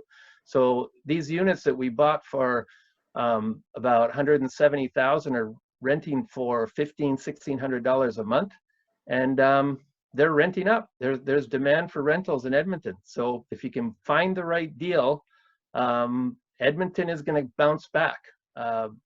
Couldn't be worse right now, but that's the time when you want to be out there buying. So where to accelerate your investing in 2020 and beyond? You got to figure out where you want to buy. We're big believers in North America, not going out in scarier places, particularly when you see the coronavirus map. But think about real estate cycles, and that real estate cycles aren't the same in every market. I think in today's world, right now, everybody's in a down market. So this graph may not necessarily be true. We're all in that phase 4. Hopefully we'll get into phase 1 within 3 to 6 months, but it's anybody's guess. Nobody knows. But deals are everywhere, and these are the fundamentals to look for. Job growth, a lack of supply, prices below replacement cost, future growth potential, so people want to move there. This is why I think the future for Vancouver is very, very bright, because most people want to move here. Like I get so many comments on my pictures in Instagram and Facebook that like, wow, that's incredible that you can just go down the road and be at Spanish Banks and be taking pictures of the ocean and the mountains and the beach, and we live in paradise. Taking a little from Mark's speech. And infrastructure, what infrastructure is being built in terms of highways, SkyTrain, any kind of big buildings that are being built in a particular market. Large population is better than small population. It saved the butt of myself and my investors in a place like Phoenix. Like, all we have to do is outmanage the competition. Like, many Airbnbs are hurting, but we're doing very, very well because of the quality of our product and the quality of Denise, the super hostess. And then strategic advantages. People like a Denise or a Katie, people that are boots on the ground, that are capable of doing the work. You give them a little bit of a guidance, and then that gives me a comfort level that I can spread my wings and invest in other markets where I can look for opportunities that I otherwise couldn't take advantage of, because frankly, I don't want to be flying across the country looking at my properties all the time. So where are future deals? Well, as I mentioned, I think Vancouver has a lot of upside in the future. So who knows whether it's going to take a big hit going down, but I would say you can't always pick the perfect bottom, but be looking for a deal, and be looking for a deal for long term, because I think Vancouver type properties are properties that you want to hold for a long time, because you're going to be very, very happy with the results. Surrey, as I mentioned earlier, 1,400 people a month moving into Surrey. SkyTrain, it's just a place that is happening, and our lower mainland is going to grow, virus or no virus. Edmonton, I'm very bullish on because of low oil prices. This conflict between Saudi Arabia and Russia, like, it's just knocked the pants out of the price of oil, but that's not going to continue forever. Like, the world cannot get on without oil. So Edmonton, I think, will be fine in the long term. So it's time to be looking for deals. Prince George, which is the hub of BC with the pipelines, which eventually will be built, and all the things that happen up there, the university, the hospital, the government services. Prince George is a town that has upside. Sarnia still has upside. I'm still holding my properties there, but if you find some kind of a city that has industry, jobs, growth, big investment, invest in it, particularly if you have boots in the ground. And Phoenix is tried and true. It's still plugging away, and we're very, very happy with what we're doing there. My son has moved to Seattle. He's got a job down there, and I was very happy to see that Congress has given Boeing $17 billion. So my son's job looks like it is secure, but Seattle is a happening place, and it is, you know, reeling right now. Like lots of layoffs, lots of people not paying their rent. So it's time to be looking for deals down there. And I'm of the opinion that start looking before other people start looking, and they go, hey, you know, why did you buy there? And you just say, well, I thought it was obvious. You know, sort of like Sarnia, wasn't it obvious? But some people don't think so. But this is where we get to the clarity and the confidence. So this is the key to success, clarity and confidence. Will it be easy? No. Is it worth it? Absolutely. And to be positive, we need clarity and confidence and action, and we need short-term accountability. So we have the tools. Clarity can only be achieved by planning, whether it be a weekly action plan, whether it be an annual 16-page business plan, but you have to get that clarity. You have to figure out where you want to be, get a crystal clear picture of where you want to be, post it on your wall, whatever it takes, and then figure out what are the steps I have to take to get there. Confidence can only be achieved by doing. So get out there and do it, and then get feedback. As you know, Ozzie and I are shining examples. We're out there swinging the bat all the time. We're not just guys that teach how to invest in real estate. We're guys that get out there and do it. And we do it, and we're happy while we do it. We don't have dour looks on our face. Look at those two guys, so happy. Anyway, this is our credo. If you don't own a home, buy one. If you own a home, buy another one. If you own 2 homes, buy a third, and lend your relatives the money to buy a home. Are my kids listening to this? Oh, geesh. Anyway, just to wrap it up, in conclusion, you guys are amazing, and you may not know it. You may be a little bummed out right now if your tenants aren't paying the rent, or if, you know, things are happening with your mortgage that you feel are beyond your control. But inside you, you are amazing, because you're belonging to this group. You're out there trying to make things happen. You're trying to better yourself. And the price of success is belief. So Ozzie and I believe in all of you, and Brent and Ozzie and I believe in all of you 100%. You have to believe in yourself, and you have to work towards confidence and clarity. And if you're struggling with that, pick up a business plan, pick up an action plan, and just start working on this. Where you want to be, and how are you going to get there? And you will be positive. You will be. You will be positive. Let's give them a hand. Thank you very much, Bob. Clearly, the message is one that we've been putting out for 20 years, right? And when I look at our group and how many people have really, really done well in real estate, we always wonder why we are apprehensive. But this is a kind of environment where you probably need to be apprehensive. So maybe before we get going, Robert, do you want to tell us a little bit what you bought in Calgary? I see, I can't unmute you. Can you unmute yourself in the bottom left-hand corner? There you go. There we go. Now, what did you guys get in Calgary? Well, I have this little habit every so often. I just play around with real estate sites. And anyway, so I noticed this one in Calgary because my house there was 5 bedrooms, 3 bathrooms, 3.5 baths. So we decided to rent that out, and which meant we didn't have a home base in Calgary, and our motorhome doesn't really work very well there in January. So anyway, this one cropped up, and it was in a complex that my son and his son are actually living in. So I'm very familiar with it. It's right on Fish Creek, right on Fish Creek Park. So you got built-in property management. Yeah, they were built in I'm not sure if that's good or bad, but anyway, they were built in 1977. So it was listed, and very familiar with it. It was the same plan as my son's, and it was listed for 95.9. And I know that they were selling in that complex at one point in the 300,000s, but even with the downturn, they were in the mid 200,000s. So I'm looking, I'm thinking, okay, this is a mistake. There's got to be another number in front of the 95. So we phoned the agent the next morning. And anyway, he said, no, he said, that's the right price.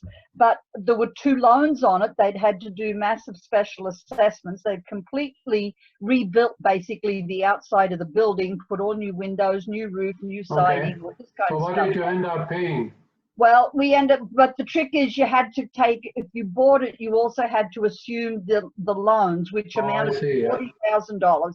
So initially we said, oh no, we're not interested. And then 5 minutes later we thought, you know, maybe we should look into this further. So anyway, this one had to go to court. So after several offers, we finally got that one for 110,000. Us and another one had put in 108, and the judge gave us the opportunity to do a second bid, and we got that one. Then we were down in Mazatlan, and I'm looking, there's another one comes up in the building. It's a smaller unit. Mazatlan? Mazatlan, yes. No, we were in Mazatlan, but it was the same building. Same building. So anyway, so we phoned the agent. We're sitting on the beach. We phoned the agent, and we got this one for 107.5. And this is the complex where they sold their smartphones. Thank you so much. That's a great story. Yes. What I like about it is that you sit in Mazatlan, and what do? Think real estate. I know. I know. And the one unit has a renter, and so our cash flow on that one's going to be about $500. He's just signed on for another year. His job is okay, so fingers crossed there. And then the other one, we're just going to do up ourselves a bit and keep that as our own base. So okay. Well, thank you very much. What a great story. Thank you. I remember Ralph and I, we sat in a hot tub in Salmon Arm together with another partner. And what do? We're looking in the hot tub, we're looking at real estate, and we ended up buying those buildings in, where the hell was it? Cornell? Cornell, I think, yeah. Yeah, right out of the hot tub. So this is when you eat, breathe, and sleep real estate. Okay, it gives me great pleasure to talk to the inimitable. I just looked at this word. Brent Roberts. Brent, what's going on the floor of the market? I know when I talked to you earlier in a month, it was hotter than a firecracker. Is it still hot? No, things have changed for sure, Ozzie. But I just wanted to say just to say hi to everybody. I mean, it was, can you believe it? It was a month ago that we were all there having a beer almost at this time, you know, at the Alpine Club, and you know, you just done that great presentation. So I appreciate you doing this today. One of the things is that I was just going to point out, for those of us that have children and grandchildren in school, they state that if the school doesn't get back soon, the parents will come up with a vaccine before the scientists do. So just to be clear, that some good things can come out of this after. Anyways, so just like you heard Tony and Mark, and you know, I think what Ralph had to say is very important. You know, our attitudes are so important right now, because, I mean, you know, it's so easy to watch the news all day long and think the world is at its end. It's not at the end. It's certainly at a time we've never seen before. It's unprecedented. Since, you know, for 100 years, none of us have seen this. I mean, look what the Queen had to say. Like Ralph said, that was very nice. It was a great message and a great meeting, and great comments that she had. And that's why I think this is more important that we have this kind of meeting now. You know, it's certainly a couple of Mondays ago, I went out on on 2 listings. I listed one that almost the next day we had 3 showings on the property, and we got 1 offer. They're still trying to get financing. They did the inspection today, finally, which means I guess they got financing in order. You know, it's interesting. Every business is changing. Like Tony was talking about his business. I mean, his land title is even going to be open. Our realtors an essential service, our mortgage brokers. I mean, fundamentally, people have to sell and buy houses. I mean, for many reasons that aren't just investing. You know, we're 30 days into this basically, and we haven't seen all that's going to happen yet. This is just a touch of it. You know, for a while there, it seemed like every day was a different story, and now it seems like every hour was a different story for a while. How do you find generally, are people still calling on ads, or what are they reacting to? Are they window shopping, or? No, I mean, you know, up? I think going back to what Mark had to say, I mean, you know, my old mentor, Floyd Wickman, used to say, you really got to qualify a buyer. So one of my buyers phoned me up, and I know he's an investor type buyer and he wants to get a great deal. And I said to him, look, you really aren't going to be buying a piece of real estate today. So I'm really not going to be showing you a piece of real estate today. He's going to wait. I know he's going to wait, and I'm not going to show him a place just to get everybody excited or bothered or, you know, take chances unnecessarily. You really have to make sure you qualify both the buyers and the sellers. And Mark alluded to that earlier. You know, again, the other day, a lady wanted to sell her place. It's 5,000 square foot. She's about 60 years old. She's got a 5,000 square foot townhouse, and she said it's way too big. I don't know why I bought it. I didn't sell it to her. She said, I don't want to stay in a place. I want to downsize. Anyway, so we listed her house. That was on Monday. And later on, she phoned me after watching the State of the Union, and she said, hey, I don't want people through my house. So immediately we took the house off the market before even listing it. And here I am, you know, taking that risk, going out and seeing somebody, and then they say, we don't want to do business yet. And people are getting nervous. There's certainly some fear about going and looking at places. But there are people that have sold that have to buy. You know, and there's a lot less opportunities. There's not as many listings on the market. So we are getting attention. In New York, there was one of the luxury condos. You had to get dressed up in a full body suit, including a connected helmet. And then from the moment you entered the elevator, the agent said you're not allowed to speak until they left. You know, nobody. I mean, there's some going to the ridiculous, but look, I'm hunkered down, right? I roped in my grandchildren to buy food for me and, of course, the beer for Joe. And then we had them all drop it out the front door. We didn't even let our grandchildren come in. You know, that's how ridiculous it is. But it's what you have to do. I'm more interested, what about the owners? I understand a lot of owners are taking properties off the market. Well, as a matter of fact, while we were here, one of my customers just told me that they'd like to take their place off the market. She doesn't want to be on the market. Well, she's, you know, she's just nervous about having people in. And then the other problem is we were going to move to Chilliwack, so we were looking at places there, and she doesn't want to go look at other people's places. So, you know, those situations are like that. But there are situations where people are moving. One of my customers, they're going to move to Sweden with what's going on, and they're in the medical business, and they're moving. Other people, unfortunately, family members have passed, or, you know, some people just have to sell. Interestingly, like Tony was talking about, and you and I have been chatting about the rules. So now, if you own an investment property, you know, of course, the tenant doesn't have to pay. The government said, you know, basically they are offering $500, but not everybody in BC is paying $500 a month's rent. So, I mean, it's definitely a bit of a helping situation, and the money will get paid directly to the landlords, which is good. But in some situations that, you know, there's going to be some shortfall, and we were joking about that. You know, how is the government saying basically, if you can't afford to pay your rent, don't? That would be like going to the grocery store and saying, well, if you can't afford to pay for the groceries, just go fill up a buggy and just walk out and say, oh, sorry, I can't afford to pay. You know, I'm sure you'd be charged for theft in that case, right? But anyway, so now the landlords have little rights. They can't force a tenant to show the property even with a 24-hour notice. Tenants can say that they're not interested in allowing showings, even if they've paid the rent or not. You can't evict them for, you know, reasons of moving in yourself or demolishing a house right now. You know, and there's some real cases where you really shouldn't be. I mean, we're offering a service to people. They're our clients and everything else, and hopefully we've got a great relationship with the people so that they can be in a situation that they're safe and they're able to pay their bills. I mean, nobody wants to get into those kind of situations. Also, because we're 30 days into this situation, you know, people that are saying, and Ralph was saying, boy, it's quite interesting how some people can't afford to pay their bills already within 30 days, you know, and I understand that because people have lost their jobs. However, as landlords and owners of real estate, if we're going to the bank in less than 30 days and saying, hey, I'm destitute, I've got a problem here, I think that could be very naive. And I made a comment on that earlier, because, you know, who am I going to want to loan money to later as a bank or a lender if I'm saying within 30 days I can't make my payments?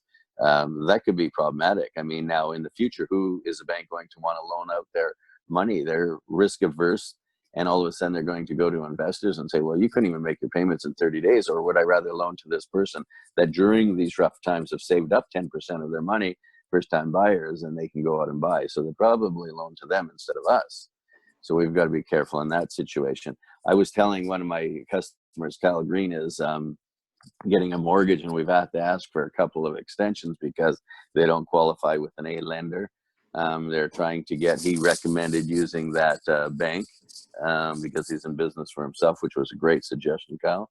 But I said to the customers today, I said, you know, you're very fortunate that this is going on in the marketplace, or else we wouldn't be in a situation where we could go through 2 or 3 times asking for extensions because people would be buying that property up quickly. So there's definitely opportunities for a savvy investor. And Ozzie, you were talking about this in the past. You've said lately, hey, if you're 50, have 50% of your money in cash. My gosh, if we'd listened to you at that stage, that would be pretty savvy advice right now. Also, you've also said, make sure if you're buying something in this kind of market, and we didn't even know how bad it's going to get or how bad it's going to get, but make sure it's one heck of a deal. So as a buyer, as an investor, and Ralph said it, you know, there's gonna be some opportunities. We're gonna get through this. I think it was Winston Churchill said it. I don't know if it was Winston Churchill, but somebody, hey, when you're in hell, walk through it. Keep going. You don't stay there. Just keep walking. Never ever quit. Never quit, you know. And I mean, you've got to keep moving. And I mean, that's why it was neat to see Helen and Bob buying a piece or a couple of pieces of real estate. You know, there's opportunities when they're great deals like that. You know, you take advantage of it. You just, you know, so sellers are going back to the thing, sellers right now, the sellers that are interested in selling, they're interested in selling. You know, I've got a guy that we listed his condo last week, and he's going to take a $50,000 hit from what it is that he bought it for. And he said to me, you know, and he's got a good job. He's not laid off. He's still working. He'll be employed. He's got a strong union.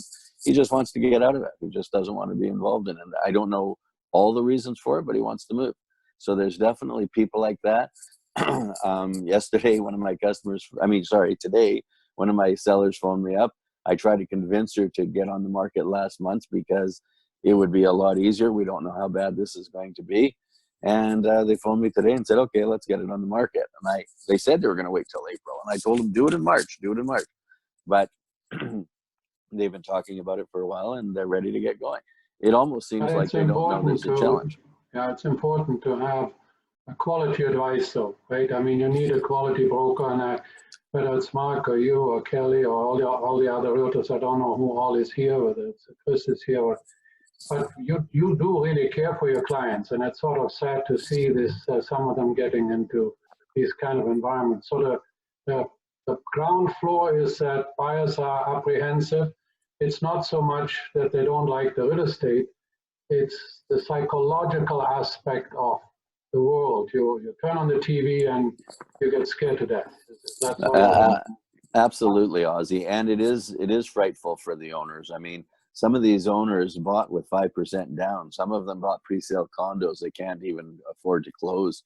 There's situations where people are nervous about these, but people that own, for example, as a realtor, you've really got to do them a good service and make sure they don't overprice it in today's market, because you don't know where the market's going to go.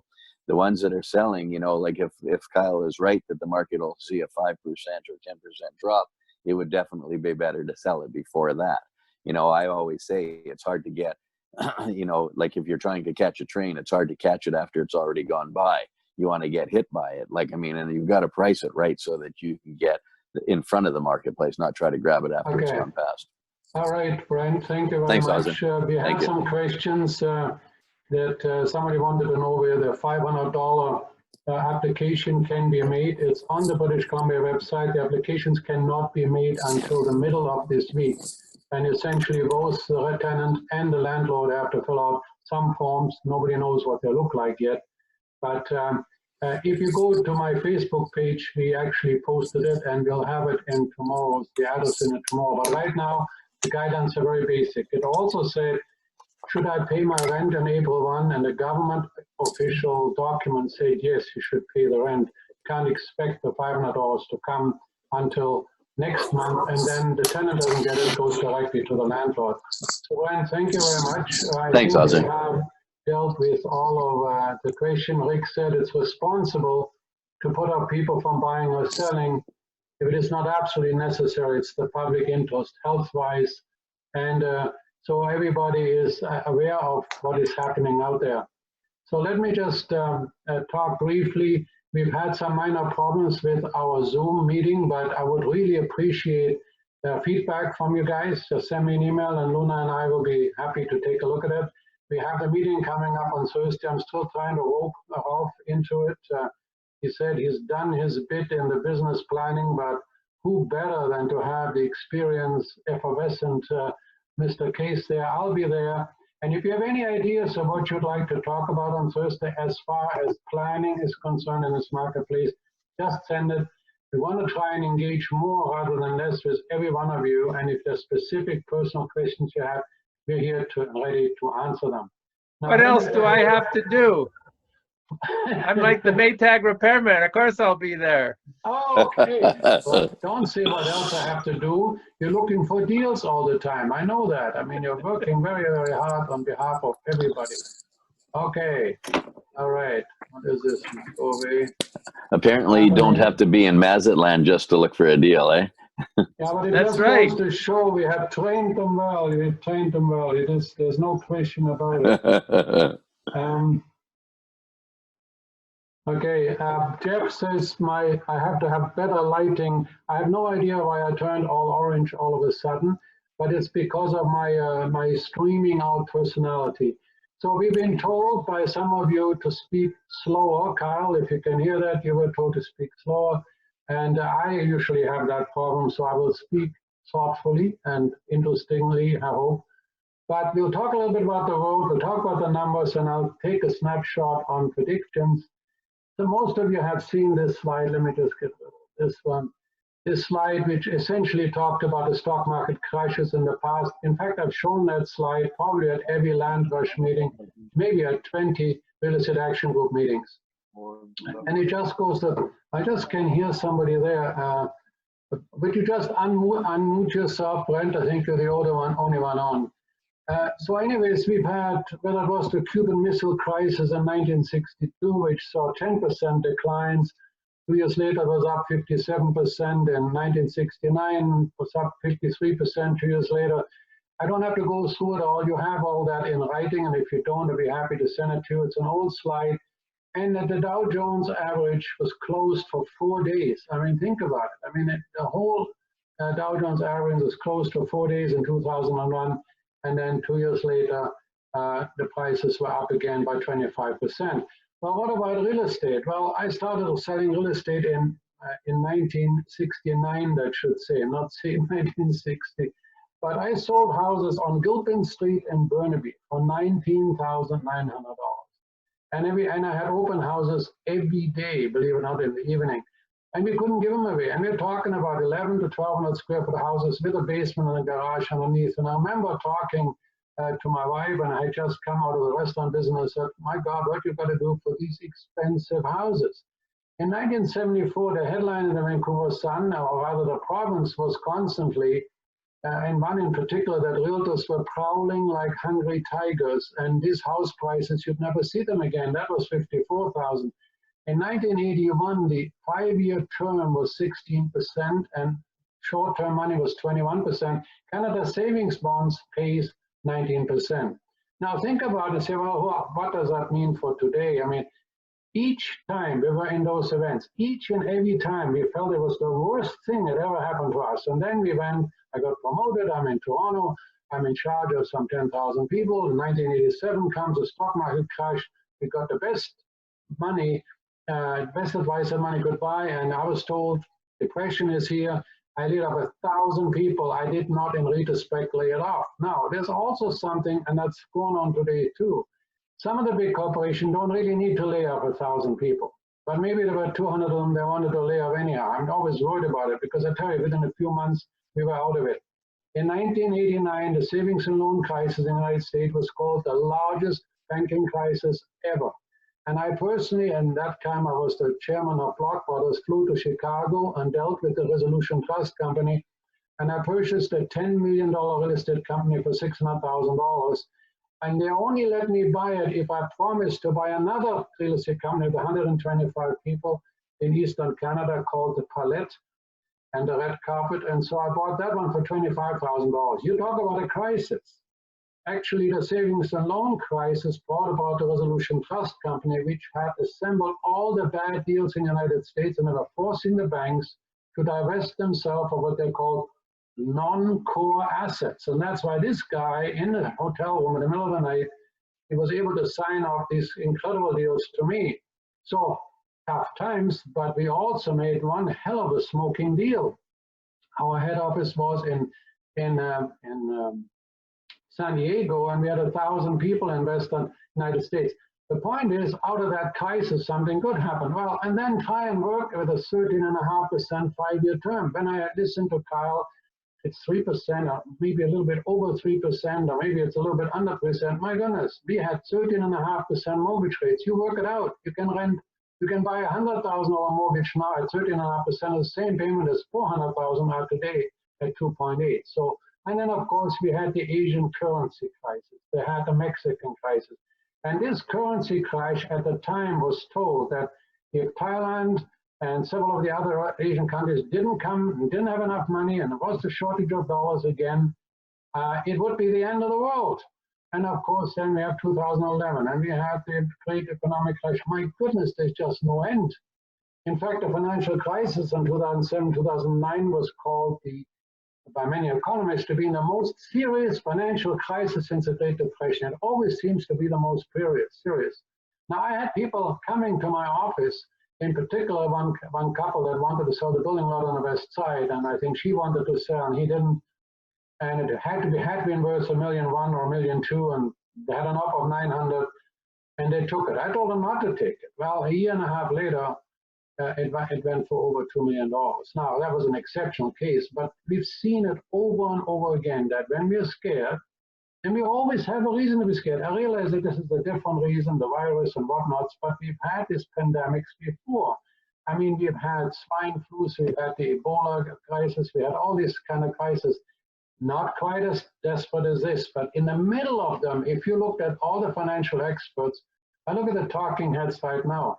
I mean, can't believe Robert Kiyosaki, who I used to like, is now calling of a corrupt capitalist system, and he wants to get into gold. And we have all of these talking heads coming out, and they've been out forever. Harry Dent yesterday was being interviewed in Australia, and he was gleeful talking about the virus because he has forecast so many times the collapse, but he says they always printed more money in the house, and they always about this time, he said, they can't get away from it because it's the virus. He was literally happy about this, that he finally would be proven right. And then he had the audacity to say that he was renting since 2002 in Miami, and he would have beaten his rent was cheaper than owning it. This is ludicrous. Anyways, the point is, reality is 1977, we were under 100,000. By 2016, we were 1.8 million. We went down to about 1.6 million, and now within March, we're actually getting close back up again. In fact, as you know, the sales were up by 47%. The average price was up 10%. The listings, active listings, were down 28%. And then in the detached home sector, actually, we were up 62%. Listings were down 30%. And like I said, the average prices come back from 1.7 million when it was 1.5 million last year. And the same in the condo areas. Now, I always produce those four prices. I don't know, can you see my cursor? Just, yes? Okay. So the 2017 obviously was the biggest year. So you can see that we had 3,500 sales then. So even though we're 47% higher over last year at 2,500, it was still lower. It's still more important market in 2017, and by May it was even 4,300 in that month. So the point I'm trying to make is, if that had been it, and we went to Surrey and saw sales were up 18% and the price was up 8 and the listings down 20, it's time to bring out the champagne. That's how good these numbers are. It's for fabulous. But reality is that halfway through the months, something happened. When you go to Toronto, for instance, we have a price increase of substantial increase in March to 931,000 average from 797. But Toronto Real Estate Board broke down the system statistics between March 1 to 14 and then 15 to 31. So in 2019, they had 3,100 the first 2 weeks and then 4,000 the second 2 weeks. And it was opposite this year. And in fact, now one of the old fax by email subscribers send me a note. He said it's over. You know, the market is really now, the buyers are backed right off. And again, as we said earlier with Brent, that we are really seeing a psychological effect that's quite deep. So these are the markets.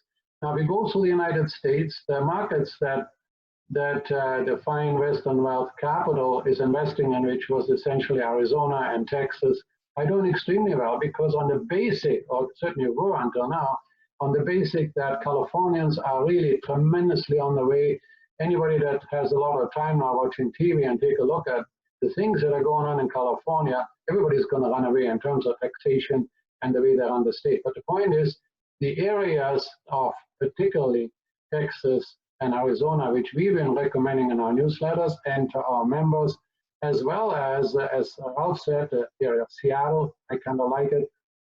There are still going to be good deals out there. But right now, I think all of them are under the weather.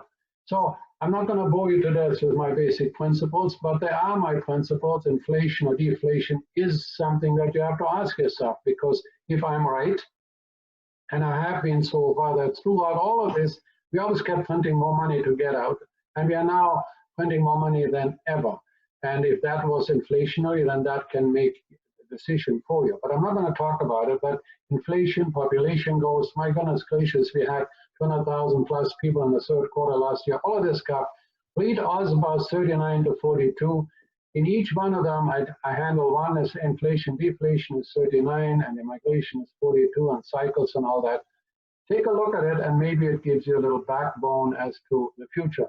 Now, the virus is what is on everybody's mind, and again, I don't want to, this is a slide I showed you last time. I said, you and I may be not going to go sick. Hell, we're certainly not going to die, and we may not even get sick, but we might get other people sick, and that might cause others to die. So that's certainly something there. And then we have some astounding things happening. Here we have the German finance minister of Hesse committing suicide after he could not handle the crisis, the virus crisis worries. I've been listening to the German channel, the Deutsche Welle, and nobody can imagine why he did that. And they're all wondering why he did it. What's happening in the state of Hesse? Hesse is the state in which Frankfurt is in, so a very business-oriented kind of area. And yet, when you look at the realities, 98% of the people are recovering.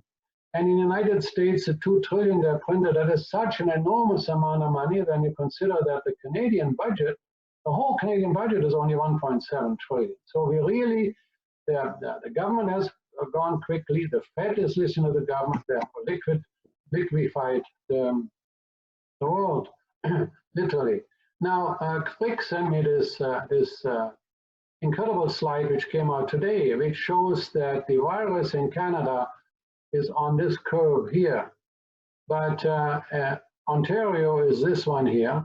And then we have Quebec, which is sort of the second largest. And then there's BC. We literally have, I think, made it in terms of flattening the curve. Now, you know, nobody knows for sure whether it comes back or not, but that is certainly something that's helpful, as are the statistics out of Europe. And I said at the March meeting, and I said it on Ozbuzz 2 weeks ago, I simply took the Wuhan situation and extrapolated it into Canada. And I said that mid-April would be likely the high, which would mean the next 10 days. In fact, our health officer, she said that It's for make it or break it this week. So clearly I'm with Mark saying, and with everybody here saying this week, really stay away from other people.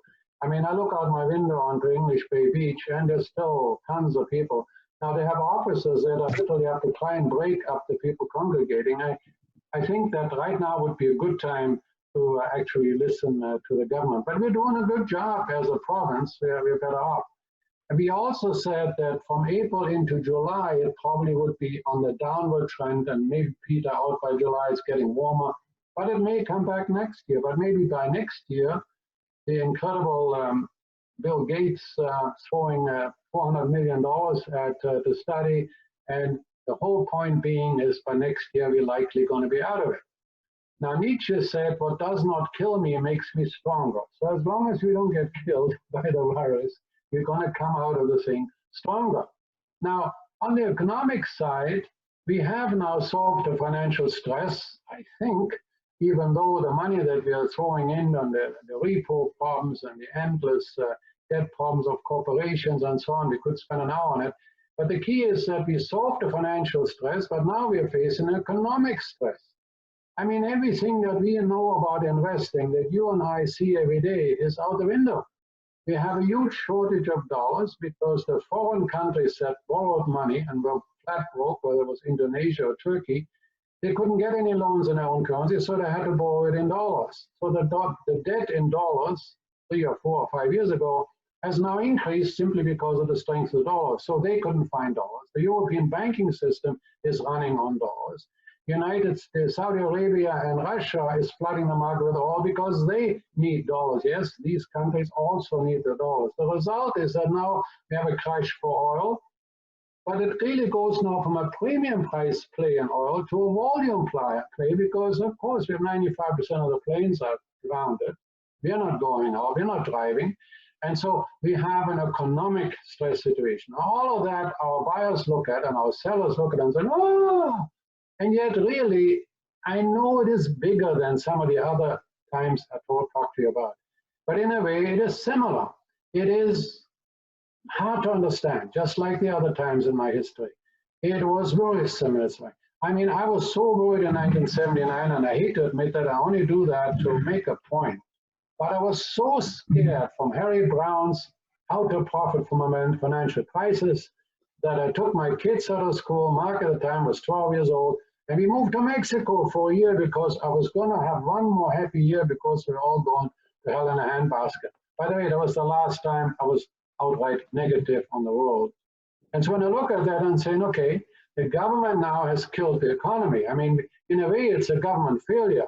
And we as a people, we want even more of that, right? We want now, I want to be bailed out. My company want to be bailed out. You know how much fraud is there going to be in terms of people getting this money? And the biggest worrisome thing to me is that the money is probably going to go to the corporations.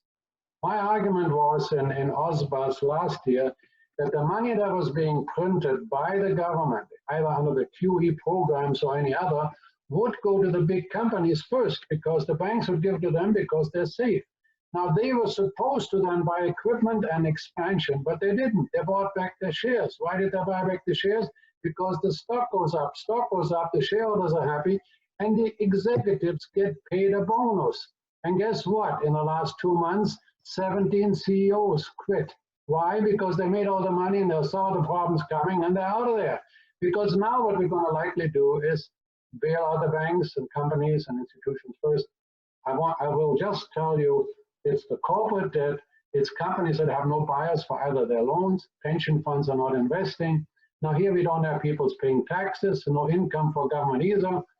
And you know why you don't have any toilet paper and no milk and no butter and all this stuff in your shelves? Is because Canadian supply management isn't working either. You know, we have this supply management which actually makes our milk 3 times as high as in the United States and so on. Again, the point is they've taken measures, but all measures have a time lag. It's like tequila, right?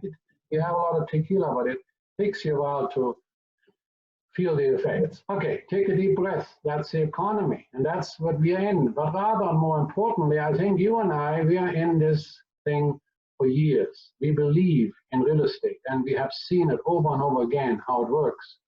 But our buyers and our sellers, that's what they're facing, and we have to understand that.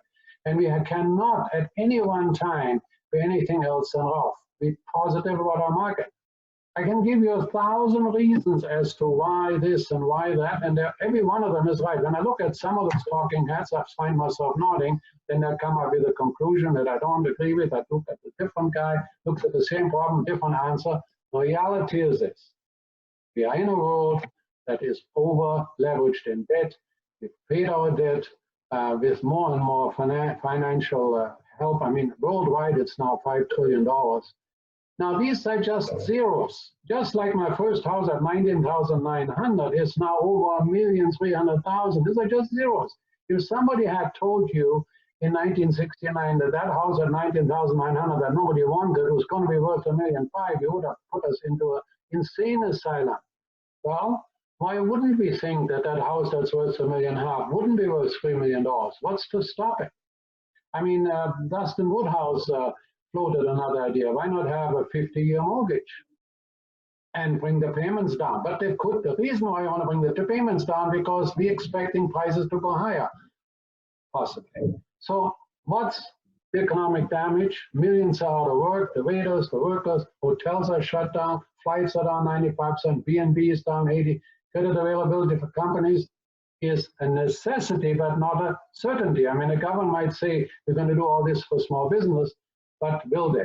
But the reality is for you and me, we won't get our pensions in full. Nobody's going to have enough to retire on. So they need to have a supplement of real estate. Now, what is the outcome? Do I know exactly what is going to happen? No, because we're in a spinning wheel. Every day there's something new. Today the market went up 15%. Yesterday it goes down. But some things are going to change dramatically in the way we do business. Grocery, online shopping will increase because people have some, you know, hey, I can just sit here and do this. Older people, anybody over 60 that wasn't in our line of business, so that was just in a retirement business that didn't use computers, they learn how easy it is to buy on Amazon, how easy it is to get your food delivered. That will change the restaurant business. You know, mean that 30 or 40% of the restaurants will never reopen again. They just can't. They can't afford it. We have a different world. On the other hand, flights and travel and cruises will be cheap. Ask yourself, though, which cruise are you going to be taking next? Next week, somebody comes to you and says, you know what? I'll give you this cruise for $100 a week. And you say, no, thank you, right? But are we going to fly somewhere? Ask yourself, when is the next flight you're going to take? And so all of these things, people are sitting there and they're sitting back. It's not that we don't want to fly. It's not that I don't want on a cruise. I had to cancel a cruise with all my clan. Say, 18 of us going to Alaska. I canceled it. I had to. I mean, when you see what's happening there, it's going to maim the cruising industry for a long, long time. So the point is, Sweden yesterday said, the heck with all of that. We're not going to have this social distance. And they also went away from negative rates back into positive rates. So just like Iceland did in the last crisis, they went away from all the problems and the solving that the Western countries had, other than themselves, and we're relatively quickly out of the mess. And I think Sweden is probably going to be saluted, and everybody is going to be watching Sweden. But the point is, there are things you can do. Now, I can't believe it. On my Ozbus, I have 8 questions whether I have gold. And I tell you one thing, I don't have gold. But if you did have gold, why would you want to, if you expect the world to come to an end, you're going to buy gold bars, then I go buy a gun, and you'll no longer have gold, right? Because of, hey, you have gold? If you want gold that the government is not going to confiscate, get gold jewelry. That's why in India and in Asia, everybody has gold jewelry. Nobody in history has ever confiscated gold jewelry. So there you have it. Okay, the outcome is really unknowable. It's the largest drop in demand in history that's going to descend on us. And it depends entirely how long we stay shut. It can turn into a credit crisis, even at the individual level. And there'll be radical changes in some areas and then back to normal in other areas. I guarantee you that some of us will be making a fortune in the next little while. Absolutely 100%. It always happens that there's people that run for the hills and other people that say, hey, just a minute. We'll work our way through it. It won't be clean. It won't be pretty. It might be ugly, but we'll muddle through. Now, we've not had this before, but we had others very similar. You know, the AIDS crisis was billed as the largest health crisis ever.